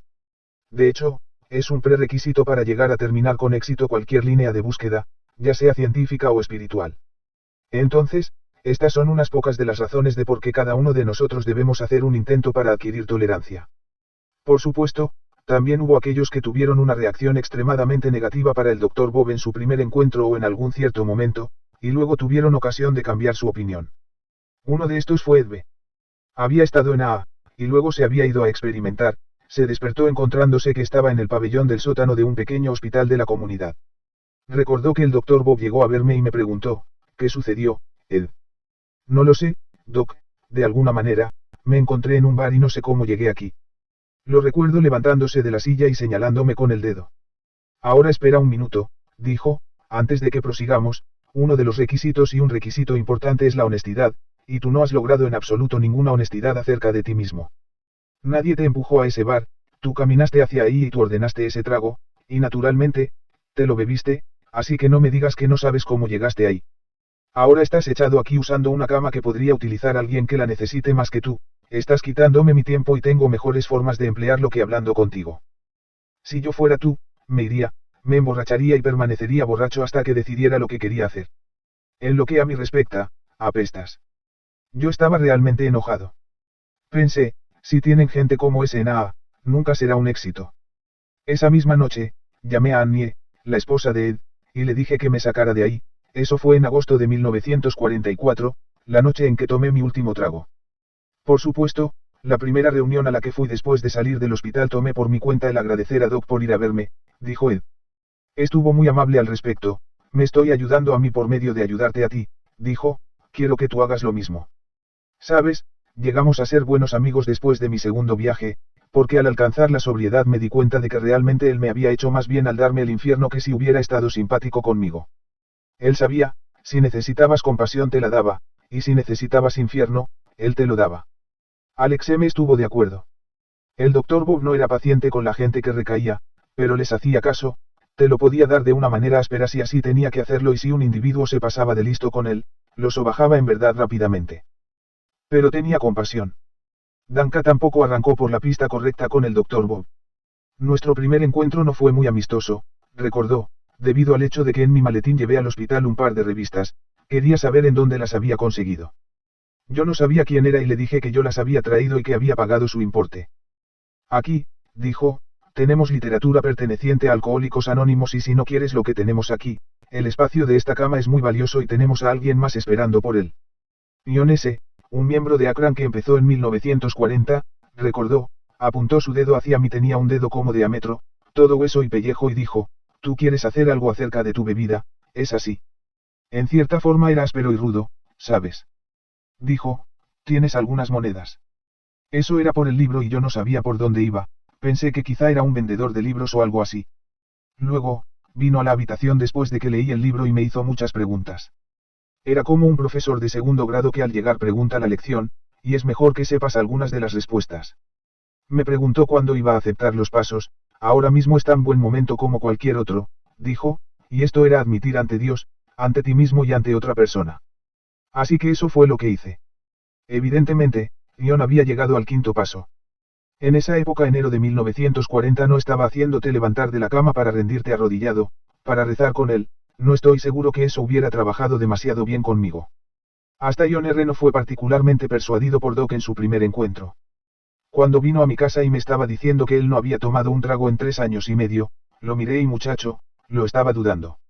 Le dije, hoy estuvo aquí a verme un tipo de cabello canoso, ¿sabes quién era? Doc se rió y me dijo que era Bill. Le dije, puedes lograr que venga a verme otra vez. Llamó por teléfono a Bill y vino a verme enseguida. Por supuesto, el Dr. Bob no tuvo éxito en todos sus intentos.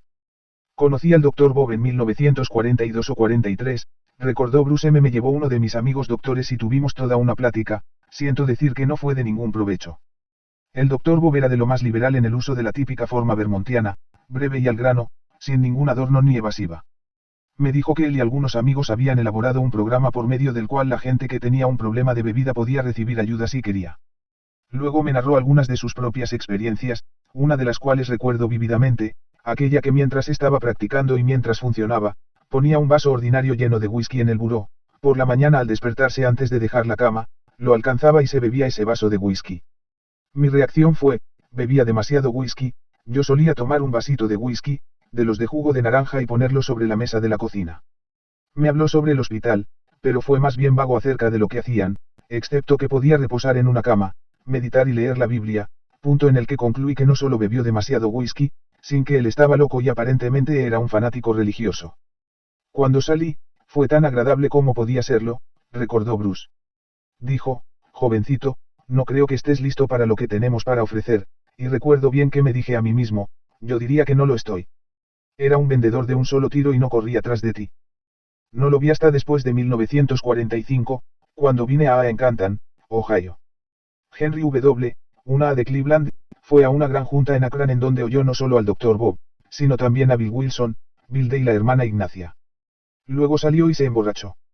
En 1950, cuando finalmente llegué a la sobriedad, dijo Henry, el doctor Bob me dijo, jovencito, conserva ese entusiasmo, eso te llevará adelante. Entonces le dije, después de oírte a ti, a Bill Wilson, a Vilde y la hermana Ignacia, fui y me emborraché.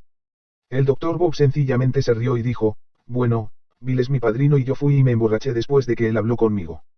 Nunca logramos ser amigos en el sentido habitual del término, dijo Bruce M. Me pareció que era un poco insociable y desde entonces he conocido a otros de Vermont que eran de la misma manera, ellos se paran a un lado y no hacen fácilmente conversación, y cuando lo hacen, no la prolongan mucho.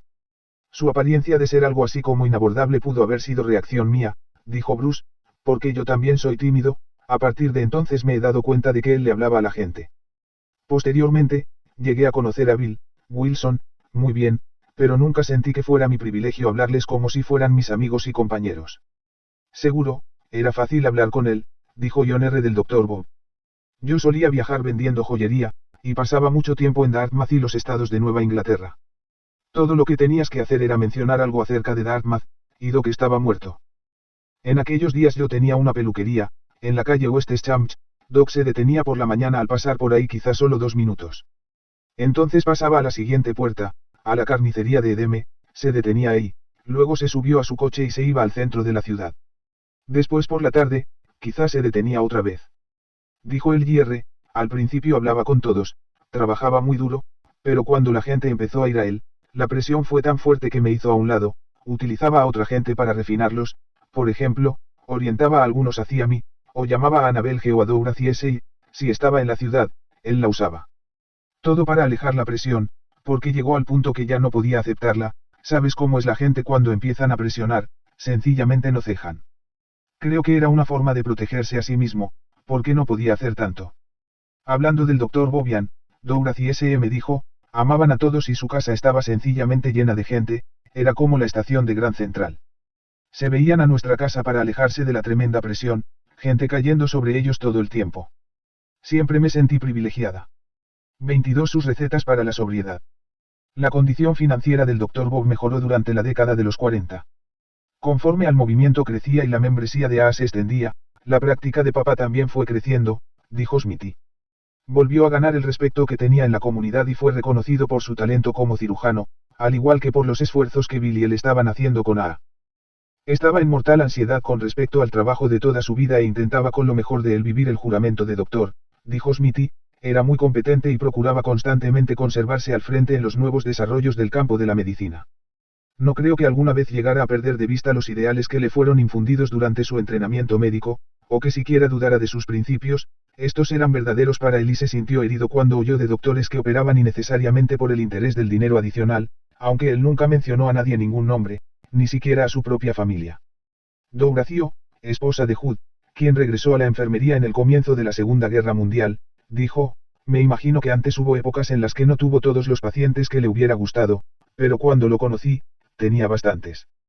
Tuvo ocupación durante la guerra, porque era un hombre viejo y muchos de nuestros jóvenes entraron en el servicio, sabía los días que yo trabajaba y siempre venía a verme y cuando hablaba de sus pacientes era muy profesional. Por el otro lado, hablábamos íntegramente de una manera amistosa.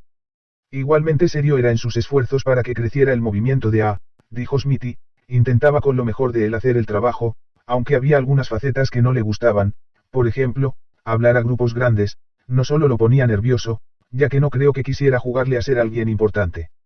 Una vez más, era un hombre de principios con respecto a las metas del programa de AA, y trataba de tomar todas las decisiones para los mejores intereses del grupo, excluyendo la ventaja personal, los resultados siempre lo asombraban. Nunca dejó de sorprenderse de que tanta gente lo buscara, pero sentía que solo había sido el agente de Dios, y así no se le debía ningún mérito por logros personales. Si hay alguna duda acerca de las prioridades del Dr. Bob, los As del área de Akron no tienen ninguna duda de que era lo primero. Era lo más importante en su vida, dijo John S.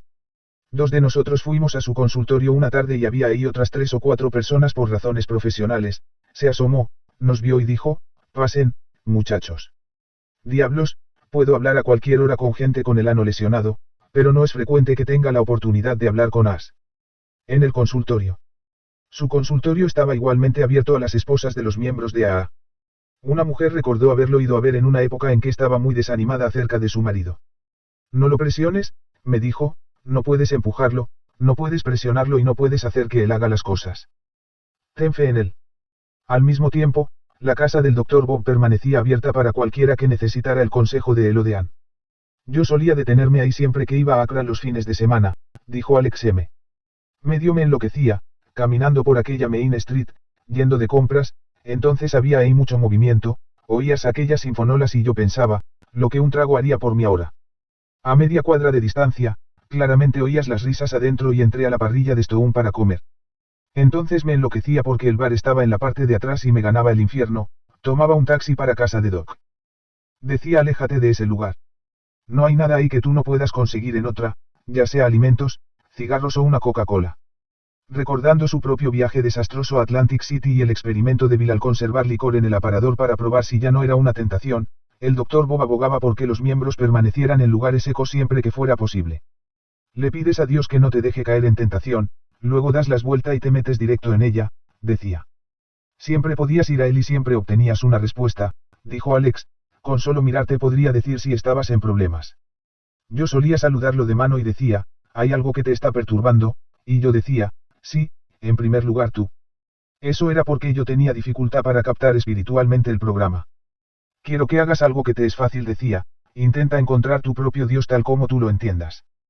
Tuvimos muchas pláticas, pero yo no quería tomar para mí demasiada parte de su tiempo, porque todo mundo lo buscaba. Él estaba sentando el ejemplo y se suponía que sabía todas las respuestas, y las sabía. Cualquier cosa que le preguntaras tenía respuesta para ella, pero no era Dios, era un ser humano, un verdadero hombre por todos lados, era un hombre del hombre. Duncan recordó haber hecho la misma cosa 5 o 6 años después. Caminaba hasta el 855 de Ardmore y me sentaba en los escalones, Doc y Ann salían a verme y yo decía, solo me senté aquí, el Dr. Bob me miraba y decía, ¿qué te pasa, Dan? ¿Cuál es tu problema hoy? Lo podía ver en mi cara. Yo era joven y estaba luchando. ¿Sabes, Dan? Me decía, mucha gente que llega a toma un concepto erróneo de easy does it, háztela fácil, tómalo con calma o poco a poco se va lejos, y espero que tú no. No quiere decir que te sientes en tus posaderas, te quedes en tu casa cuando no estás en junta y dijes que otra gente trabaje el programa por ti, no quiere decir que sin beber tengas una vida fácil. Háztela fácil quiere decir que tú tomas un día a la vez. Me dijo que antes de que yo pudiera ser honesto con él, con mi padrino o con cualquier otro, tenía que lograr honestidad con el burlón del cristal. No supe qué quería decir con ese burlón en el cristal. Me dijo que era el hombre en el espejo. Cuando te afeites por la mañana, sé honesto con el hombre que ves que te regresa el espejo. El Dr. Bob decía que inclusive entonces, háztela fácil no era para él. Por las mañanas, cuando me levanto y pongo los pies en el suelo frío, evidentemente, no tenían alfombras de pared a pared, tengo una batalla para permanecer lejos de ese trago. ¿Sabes, Dan? Hubo veces en los primeros días de Alcohólicos Anónimos que cuando pasaba aquellas cantinas tenía que jalar mi coche a un lado de la banqueta y decir una oración. Cuando tenía un problema con otros miembros porque yo era joven, continuó Dan, me decía que resentían el hecho de no haber hecho antes algo al respecto, como yo lo estaba haciendo. El Dr. Bob y Ann me llevaron a la junta en coche aproximadamente durante año y medio porque yo no tenía licencia para manejar, y otra cosa, llamaba al Dr. Bob y le decía, conseguí este orador para la junta consolidada, una junta mensual, de todos los de la ciudad, ¿te importaría si va a visitarte? ¿Por qué? No, Dan. Nunca me rechazó, ni una vez. Vemos así que el Dr. Bob estaba fácilmente a disposición y era consultado constantemente por varios miembros de AA, virtualmente desde que AA comenzó hasta que la enfermedad le hizo imposible ver a nadie. Era una excelente persona, dijo Madeline V., en uno de los más dulces y simples de los recuerdos, no era el tipo de levantarse y participar, decían, hola, Dr. Bob y todo lo que obtenían por respuesta era hola. No obstante, yo estuve realmente apegada a él, y conocí a Bill. Me ponía nerviosa dentro de mí porque cada vez que Bob o Bill venían, decían, ¿dónde está Madeline? ¿Dónde está Madeline? Y yo estaba justo ahí. Bob me decía, permanece en vela y a la vista de todos. Ahora estás de pie, permanece de pie, nosotros estamos dispuestos a ir a compartir el programa contigo. Ann era una persona adorable, me agradaba, siempre venía y se sentaba conmigo. Decía, quiero estar con Madeline. Nunca hablaban mucho, solo, si quieres ayuda, tienes que pedirla. Y decían, podemos decirte qué hacer, pero no podemos ayudarte a hacerlo. Si llegabas a la junta, no tenías que preocuparte del regreso a casa, me decían, solo llegas a la junta, nosotros veremos que regreses a casa. Algunos de los veteranos decían, ve a la junta y conocerás a Madelina, ella estrechará tu mano, y eso es lo que yo hacía, estrechaba sus manos y les decía, me alegro que estés aquí, agradéceselo a Dios, espero que lo disfrutes. Y la hermana Ignacia, era una querida amiga, cuando la invitaban a ir a algún lado, con frecuencia me pedía que la acompañara y si yo dudaba, la gente me decía, ¿no ves que la hermana quiera que vayas con ella? Y si tú no vas, quizá ella tampoco irá. Nos alegró que dijera que sí iba y le dijimos que también te invitaríamos a ti. Me inicié en a los 40 y tantos, paré, de beber, y nunca volví a hacerlo, doy gracias a Dios por eso, nunca presioné a sobre nadie. El doctor Bob siempre solía decirme, Madeline, cualquier cosa que hagas, quien sea a quien le hables, no lo presiones, quien dijo que yo presionaba, decía yo, ¿por qué? No estoy presionando. Entonces se soltaba a reír y luego decía, no presiones, solo Dails que tú te encontraste a ti misma en AA, que tan agradecida estás y cómo han cambiado las cosas. Habla acerca de ti, luego Dails, si necesitas ayuda, si quieres ayuda, únete a Alcohólicos Anónimos. Yo no tenía que ir a él cuando necesitaba ayuda, de hecho, cada vez que venía al St. Thomas, gritaba, ¿dónde está Madeline? ¿Dónde diablos está Madeline? No está por aquí esta noche. Yo había estado en la cocina ayudando a las nuevas muchachas a tener las cosas listas y había tenido un arrebato. ¿Para qué me quieres? Le decía, ¿qué puedo hacer yo? Tú caminas por ti mismo, entonces me daba una respuesta impertinente y nos reíamos, y ellos decían, bueno, Bob y Madeline se han puesto de acuerdo. ¿Ves? Solo era una broma, dijo Madeline, que en 1977 estaba viviendo en un bonito hogar para ancianos en donde no hay bebida, solo gente buena en los aledaños de Akron. Nunca peleé con él, yo estaba agradecida y lo estoy hoy, muy agradecida por la ayuda que obtuve del grupo, del Dr. Bob, Bill Wilson y Ethel M., esposa de Rollo, que era una muchachota y un ejemplo maravilloso. Yo la ayudé a iniciar el grupo de mujeres. Tuve un marido maravilloso, fuimos tan felices, me llevaba a la junta y siempre decía, Madeline, permanece siempre en el rayo de luz y no te preocupes. Cuando estaba bebiendo, no fui nunca la verdadera mujer en que me convertí cuando me uní a Alcohólicos Anónimos. Sí, iba a King School y todos gritaban, ahí está la vieja Madeline. Yo decía, ¿de dónde sacan eso de vieja? Y decían, solo estamos bromeando. No he visto a nadie de la gente desde que llegué aquí, solían llamarme y preguntarme a qué junta iba para estar ahí, si conoces a alguno, Dails que hablen acerca de AA, Dails que platicaste con una mujer que habló más acerca de estar sobria que acerca de su bebida. Conozco a todos los veteranos. Yo los llamo los buenos veteranos y aquí estamos, los buenos veteranos, juntos otra vez, pienso, Madeline, eres muy afortunada de estar en AA. En AA obtuve toda la ayuda que pude y estoy agradecida por eso. Estoy tan contenta de que vinieras y de que vayas a escribir un libro acerca del Dr. Bob, acerca de los viejos días. Llámalo los veteranos. Los buenos veteranos.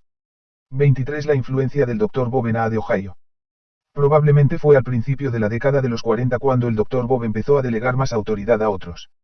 A lo largo de los últimos años de los 30, él había sido por lo general el que tenía las entrevistas iniciales con los prospectos y determinaba si estaban listos para el programa sobre su AA. Ahora había demasiados y las demandas sobre su tiempo estaban aumentando. Ion R. recordó que el Dr. Bob lo tenía yendo a ver a gente nueva, y que me mandaba en algunas cacerías de gansos muy salvajes. Se retrajo, cuando las cosas comenzaron a estar organizadas, dijo Ion, no fue porque lo quisiera, sino casi forzado a hacerlo, todos querían ver a Doc. Así que él puso ese trabajo en manos de algunos de los miembros. También creo que hizo lo correcto, ya que Doc no tenía mucho dinero cuando llegó y tuvo que aplicarse a hacer las cosas bien, y a hacerse un modo de vivir. Durante la guerra, estuvo ocupado. El Dr. Bob era un buen escucha, y sabía cómo manipular a la gente, dijo el Jr. Tomaba este o aquel para hacer cualquier clase de trabajo en AA que quería que se hiciera. Tal como lo vio Joe P. en los años 40 era justo una buena AA a la antiguita para el Dr. Bob.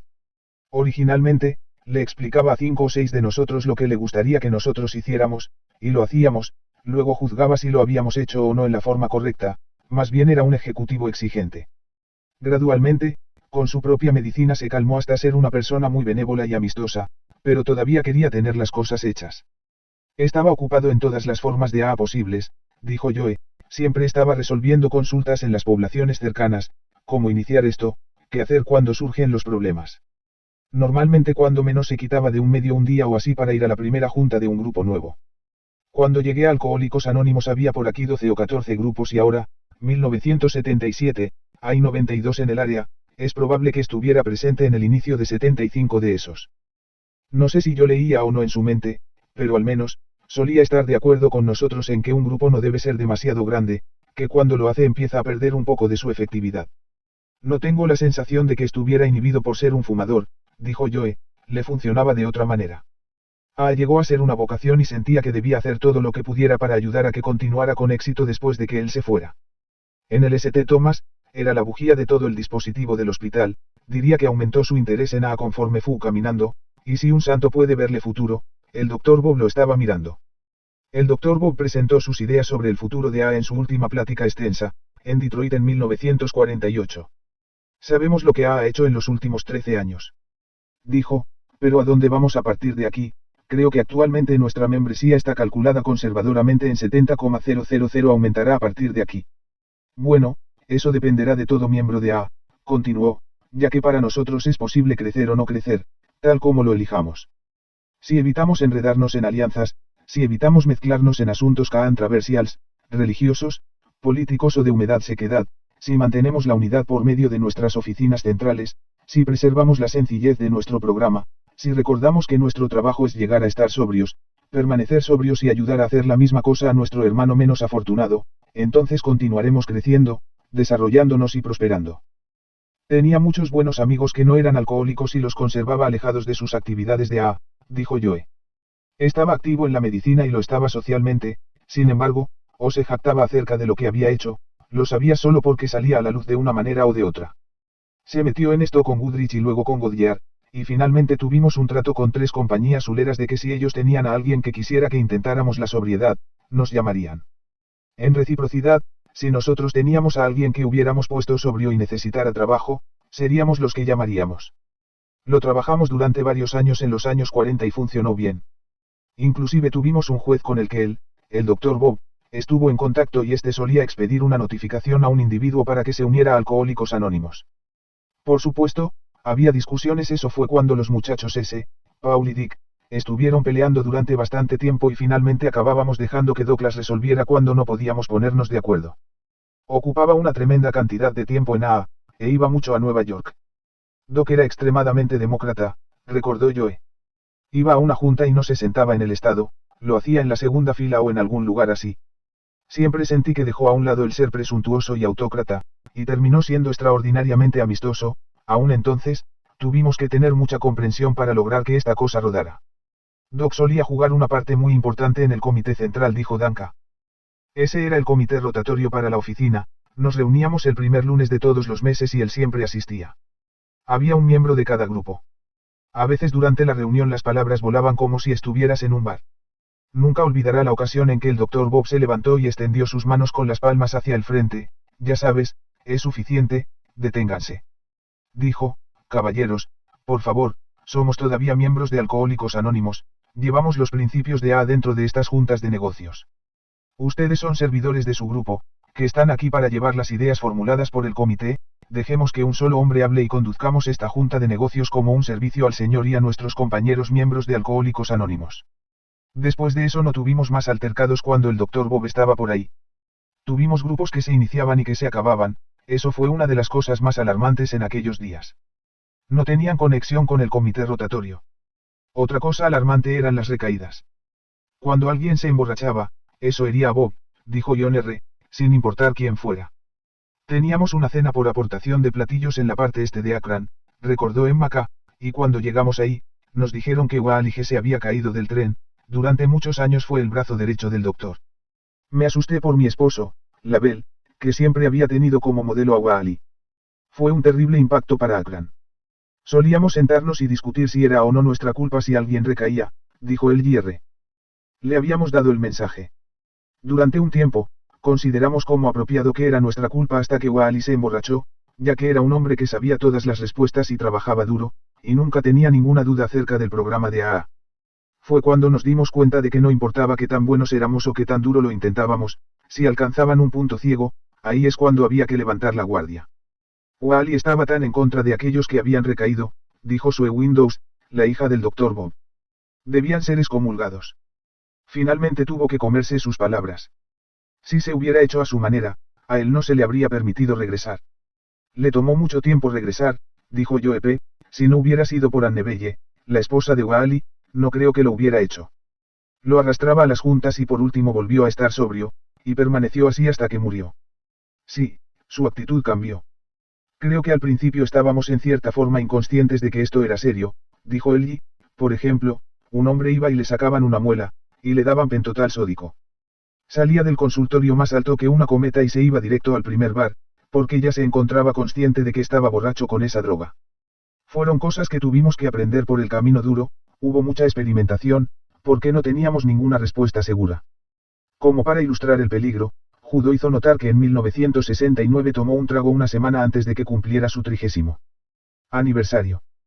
Me había retirado como director de investigación de una de las grandes compañías huleras y tomé una excursión por Europa. Había estado bastante activo en A durante un buen número de años, pero después me ocupé mucho en mi trabajo y no iba a las juntas. Mi esposa estaba en el hospital y yo sentí pena de mí mismo.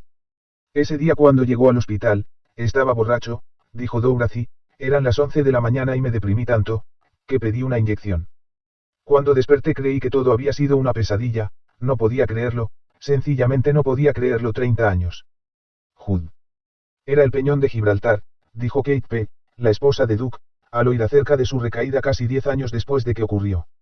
Cuando regresé a Alcohólicos Anónimos estaba igual que como yo la recordaba, solo más gente y más juntas, dijo Jud.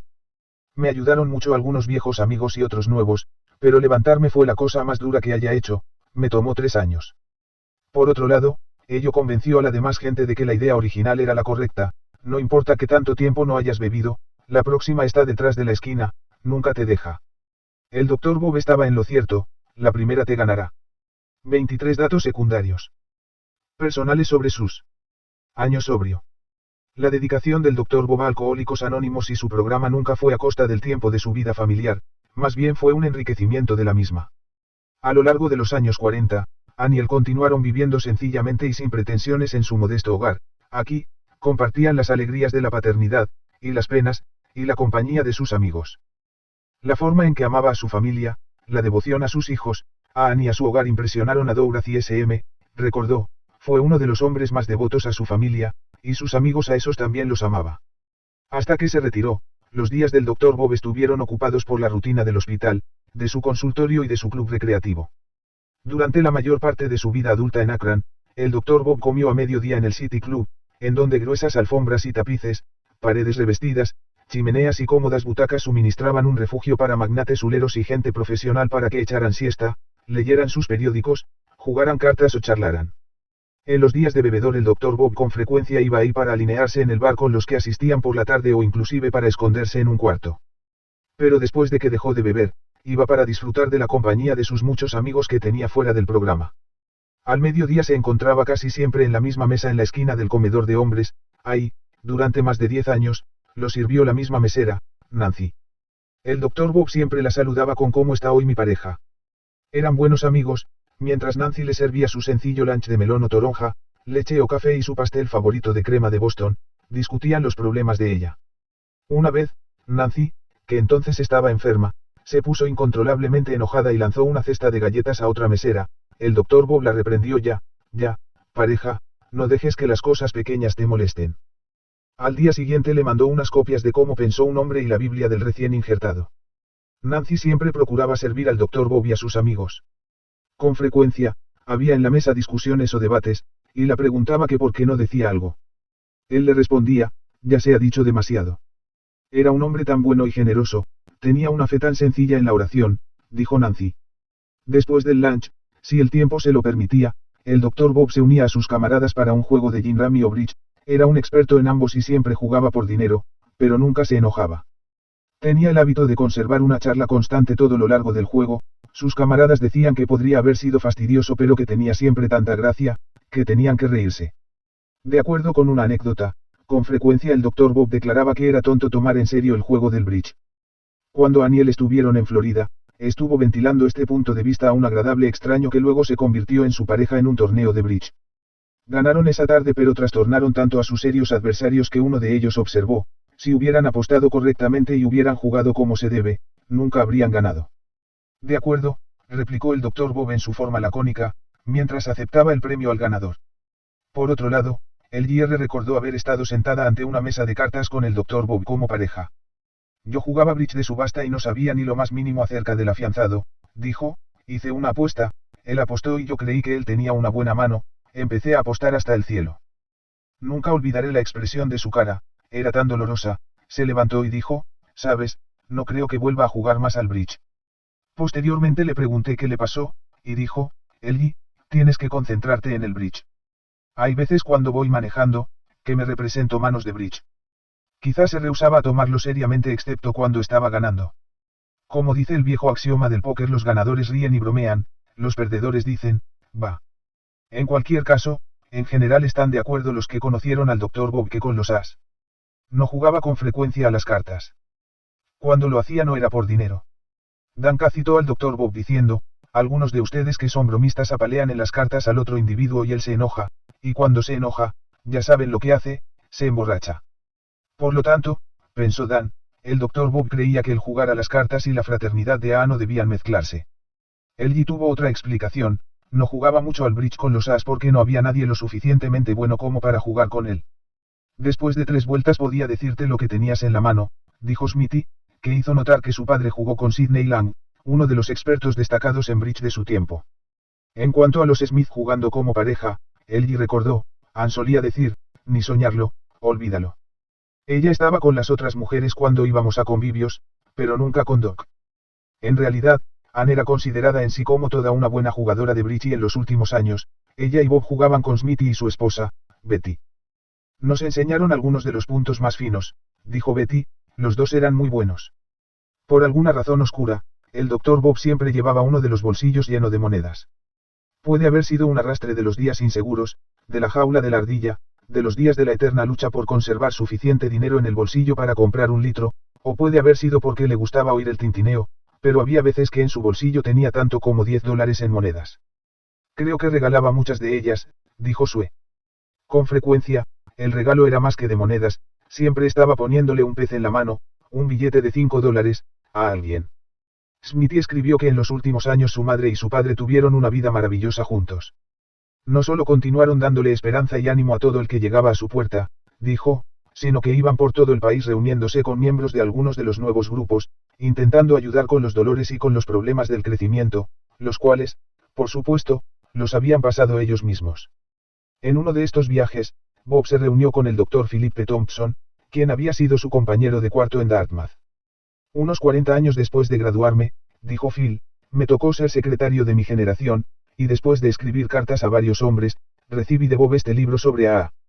Cuando tuve la oportunidad de mirarlo, vi qué obra tan maravillosa se había hecho. Le escribí a Bob, que me dijo que estaba encantado de que por fin me hubiera acordado de él.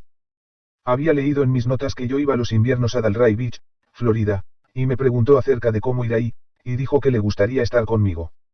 Le dije lo que pude sobre Delray y me olvidé de todo el asunto.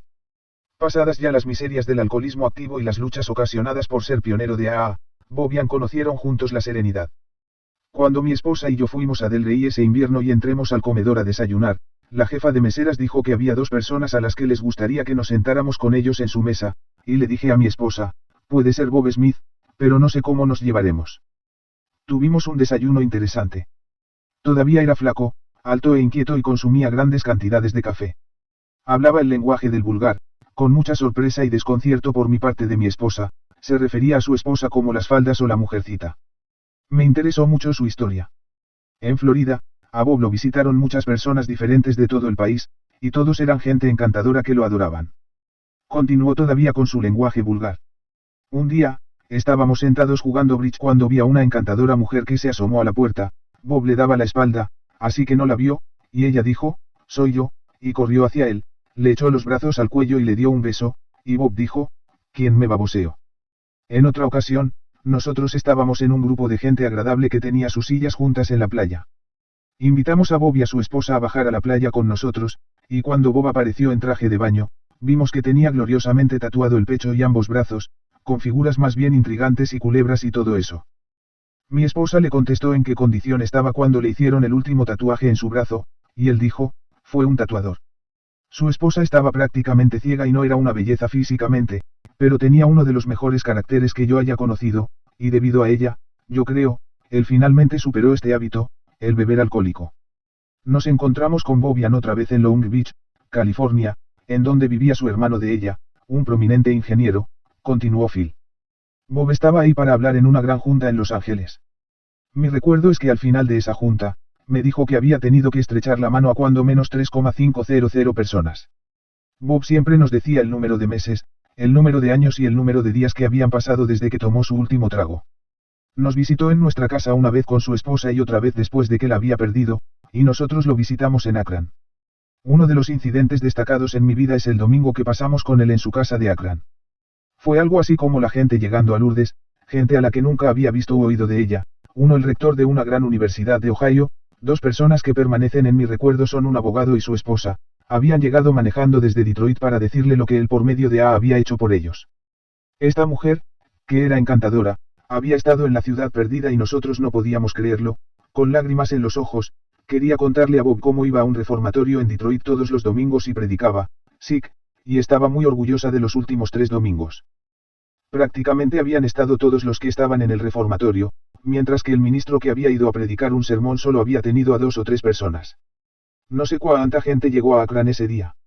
Hubo 7 u 8 enteramente desconocidos para él que llegaron a su casa solo para expresarle su gratitud, y así sucedía a donde quiera que él iba. En Florida, la gente llegaba de Miami, Fort Lauderdale, Palm Beach y todos los alrededores cuando oían que estaba en Delray, y todos eran gente que bien valía la pena salvarlos. Para mí, era asombroso que hubieran llegado a estar en la condición en la que tuvieron que estar. Por supuesto, en ese tiempo las convenciones y otras convivencias locales de AA difícilmente se aproximaba al número en que se encuentran en el apretado calendario de hoy. Había una reunión de 2 semanas en Minnesota a la que el Dr. Bob asistió durante los 4 años en que se efectuó, terminándose en 1947. Llamada el Día de los Fundadores, solo era por invitación, generalmente para aquellos que se consideraba que eran fundadores de grupos en el Medio Oeste. Se te solicitaba para una semana, y había unas 40 personas cada periodo en el último año, de acuerdo con Paul F.L., quien dijo que pensaba que dejaron de hacerse porque no estaban abiertas a todos y eso era contra la política de AA. Paul, una AA de Chicago, trabajó por un tiempo en la Oficina de Servicios Generales de Nueva York. El Dr. Bob jugaba bridge todo el tiempo, recordó, y aquellos que tuvieron la suerte suficiente de jugarlo, lo conocieron más. Se iba a dar paseos y no se mezclaba en política en lo absoluto. Era muy abordable si querías hablar con él. En una de estas ocasiones, era abril y hacía frío en Minnesota. Ernie y Rutge, que se hospedaban junto con Doc Ian en una de las cabañas sin calefacción, recordaron que ellos habían dormido con sus abrigos puestos, y en una mañana particularmente severa, el Dr. Bob roció su pecho con agua y dijo que ese iba a ser su aseo para ese día. Aunque establecido en Akron, el Dr. Bob también tuvo un amor permanente para su nativo Vermont y hacía un viaje anual ahí para visitar a sus familiares y amigos. Mientras estaba en Vermont, Doc iba también a las reuniones regulares del grupo Fraternidad en St. Jansbury, y Edge recordó que el Dr. Bob habló en el primer aniversario del grupo. Hasta las excursiones de pesca son más divertidas estando sobrio. El Dr. Bob disfrutaba el trato social con los compañeros de AA, igual que lo hacen los demás miembros.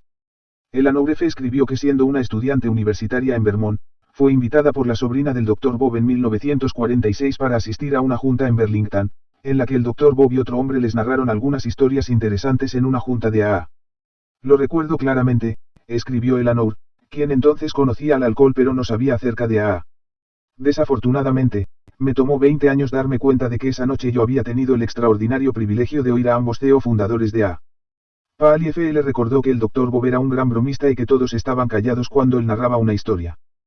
Quizás se reían aunque no fuera graciosa, dijo, pero creo que tenía un buen sentido del humor. Si eres un alcohólico, tienes que desarrollar un buen sentido del humor para vivir en el mundo. GNC, otro AA de Chicago, dijo que el Dr. Bob tenía una calidad de sobriedad feliz y lo citó diciendo, si no puedes ser feliz en este programa, no tiene mucho caso que estés en él. Cuando una junta se ponía demasiado seria, le daba un alivio contando una historia, dijo Gene. La historia más obscena, entonces los modelos del lenguaje eran diferentes, extraída de todas las entrevistas fue una que Bob narró públicamente acerca del borracho de Cleveland que oyó que había en Akron un doctor que podía ayudarle. Pero cuando se enteró de que yo era un proctólogo, dijo, si esa es la forma en que va a hacerlo, al infierno con eso. Varios as. Dijeron que Ann pareció ponerse muy molesta con el Dr. Bob cuando éste contó una de sus historias. Luego, Ion R. mencionó una observación jocosamente cáustica hecha por Ann en una conversación privada, para la réplica, que no sonó como de ella. Él dijo, oh, se le escapan algunas hierbas de vez en cuando. Smithy recordó cómo a su padre le solía encantar compartir los incidentes y diversión de su día, difícilmente podía esperar para narrar alguna historia que había recogido en el hospital. El doctor Bob se reclinaba en su sillón y reía hasta que las lágrimas se le saltaban de los ojos, luego, con un gesto que le era familiar, se quitaba los lentes y se enjuagaba las lágrimas, todavía sonriéndose. Nuestro hogar fue muy feliz en aquellos días, dijo Smithy. La guerra y luego el matrimonio, llevaron a Smithy de su hogar a Texas, donde ahora vive. Se rió cuando contó el primer encuentro de su padre con Betty, su futura nuera. El doctor Bob la miró lentamente de arriba abajo, luego observó: ella está bien, hijo, está construida para el rápido y luminoso manejo del hogar. Smithy instaló una vez en el coche de la ligeramente propensa a los accidentes Betty unas placas especialmente ordenadas que decían "Oops, perdón", luego dijo en el taller que tuvieran siempre a mano un galón de pintura del color del coche de la S.R.A. Smith. De tal padre, tal hijo, en cuanto al sentido de humor se refería, pero ni el hijo ni la hija han tenido un problema de bebida. A Sue no le gusta el licor fuerte, pero ocasionalmente se bebe un vaso de cerveza ligera, si así lo quiero. Los jóvenes Smith tienen 2 hijas y 2 hijos, y viven ahora en Nacogdoches, Texas. El menor de ellos nació cuando Smithy tenía 47 años y Betty 45, él cree que tenemos 34, dijo Smithy. Actualmente, Smithy es un pequeño productor independiente de petróleo y un fanático de los coches antiguos. Betty Smith recordó su primera visita a Bobian. Volé a Akron con mi Bob para conocer a sus padres antes de nuestro matrimonio en 1944. Nunca había oído de AA, fuimos a una junta esa noche y oí mi primera plática de AA, estaba casi abrumada, mi padre tenía un problema, y mi madre y yo vaciábamos el licor por el desagüe. Me fui a casa agitando el libro de AA ante mi madre y dije: tenemos la respuesta. El padre de Betty dejó de beber y posteriormente fue cofundador de un grupo en Clovis, Nuevo México. Recuerdo haberle dicho una vez a papá Smith: este es un programa tan maravilloso, dijo Betty, debes estar tan orgulloso. Te digo la verdad, ese fue un no debiste, me miró con sus ojos acerados hasta que la mitad de mí se derritió ahí mismo, y dijo: no hay nada que yo haya hecho, meramente he sido usado. En sus últimos años el doctor Bob aprendió a aceptar la alabanza más confortablemente, inclusive a apreciarla, dijo Smithy, pero siempre intentó disipar la noción de que era un fundador cuando hablaba con una persona nueva. Lo recuerdo una vez diciendo que creía que era exactamente maravilloso que tanta gente sintiera que él les había sido de alguna ayuda. Yo amaba muy profundamente tanto a mamá como a papá Smith, dijo Betty. Papá Smith y yo teníamos una cosa acerca del Jim Rami, nos gritábamos uno al otro cosas horribles y ambos pasábamos un rato maravilloso. Su sentido del humor siempre estaba al tope, también, no sé cuántas veces se llegó hasta mí y me deslizó un billete de 50 diciendo. Una vez intenté no tomarlo y eso fue un gran error. A papá le gustaba la ropa muy buena, sus trajes estaban hechos con materiales vistosos. Tenía pasión por los diamantes y otras piedras preciosas, las usaba y las compraba para mamá. Cuando ella murió, me dio un hermoso diamante que era de ella, y yo lo apreciaré por siempre. Una vez que vinieron a vernos, ella traía un saco de piel, dijo Betty, quería que yo lo usara cuando fuéramos a cenar y lo hice, quería que yo lo usara cuando fuéramos a cenar y lo hice. Posteriormente, me enteré de que ella nunca lo había usado, me trataba verdaderamente como una hija. Smithy, el hijo del Dr. Bob, fue mandado a Texas para hacer el servicio durante la Segunda Guerra Mundial y ahora vive ahí con su familia. Por lo general Ann era tranquila, pero una vez la vi perturbada, se fue a su habitación y regresó después de un breve rato. Su problema había sido alejado por la oración. Era un lugar de refugio para la gente en dificultades, dijo Betty, dudo que algún ministro en alguna semana dada pueda haber aconsejado a más gente, rezado con más gente. En los momentos de dificultad, se apresuraban a ir a ella, era una roca, una confortadora con la ayuda de Dios, en verdad una persona que discurría apaciblemente en medio del ruido y el apresuramiento. Todos juntos teníamos pláticas acerca de cosas profundas. Tú sabes, papá leía cuando menos durante 2 horas todas las noches. Es de lo más excepcional tener juntos el gran humor con lo profundo, ¿no es así? 23. Su búsqueda espiritual. El Dr. Bob era un hombre en busca de Dios, y fue en esta área en la que, al igual que Bill Wilson, estuvo probablemente entre los menos conservadores de los hombres. Esto no es nada notable cuando consideramos que Nueva Inglaterra, aunque política y materialmente conservadora como era, se nutría todavía de muchas de las filosofías del pensamiento nuevo y de las religiones de mente curada mencionadas por William James en Las variedades de la experiencia religiosa. El libro, aunque no popular entre los As de Akron, fue uno de los favoritos del Dr. Bob. Es posible teorizar que la búsqueda del Dr. Bob comenzó antes, pero de acuerdo con lo que él dijo, se inició cuando tuvo su primer contacto con el grupo Oxford, a principios de 1933. Paul S., el pionero de Akron cuyo hermano, Dick, también se unió al programa, dijo del Dr. Bob. En esa época, comenzó su búsqueda consciente de la verdad por medio de un concentrado estudio de la Biblia durante 2 años y medio antes de su encuentro con Bill. Sintió que Dios no había oído sus oraciones durante todo ese periodo, dijo Paul, y no podía culparlo a él, sentía que no era merecedor de ninguna consideración. La revelación llegó a la vida del Dr. Bob cuando hizo su segundo descubrimiento: la espiritualidad no podía ser absorbida por alguien que emulara a una esponja, pero que uno podía encontrarla al sanar y ayudar gratuitamente a aquellos que estaban afligidos y en la esclavitud. Por supuesto, esto era lo que el Dr. Bob quería dar a entender cuando decía que Bill le había llevado la idea del servicio. Creo que la clase de servicio que realmente cuenta, decía el Dr. Bob, es darte a ti mismo, y eso requiere casi invariablemente de esfuerzo y tiempo. No solo es un asunto de poner un poco de silencioso dinero en el plato, ese se necesita, pero no es mucho dar para el individuo común en días como estos, cuando la mayor parte de la gente la va pasando bastante bien. No creo que ese tipo de dar siquiera conserve a alguien sobrio. Pero dar de tu propio esfuerzo, fortaleza y tiempo es un asunto totalmente diferente, y creo que eso fue lo que Bill aprendió en Nueva York y yo no aprendí en Akron hasta que nos conocimos. En otra forma, la experiencia del Dr. Bob fue diferente a la de Bill. Él nunca tuvo el relámpago de luz, la experiencia espiritual.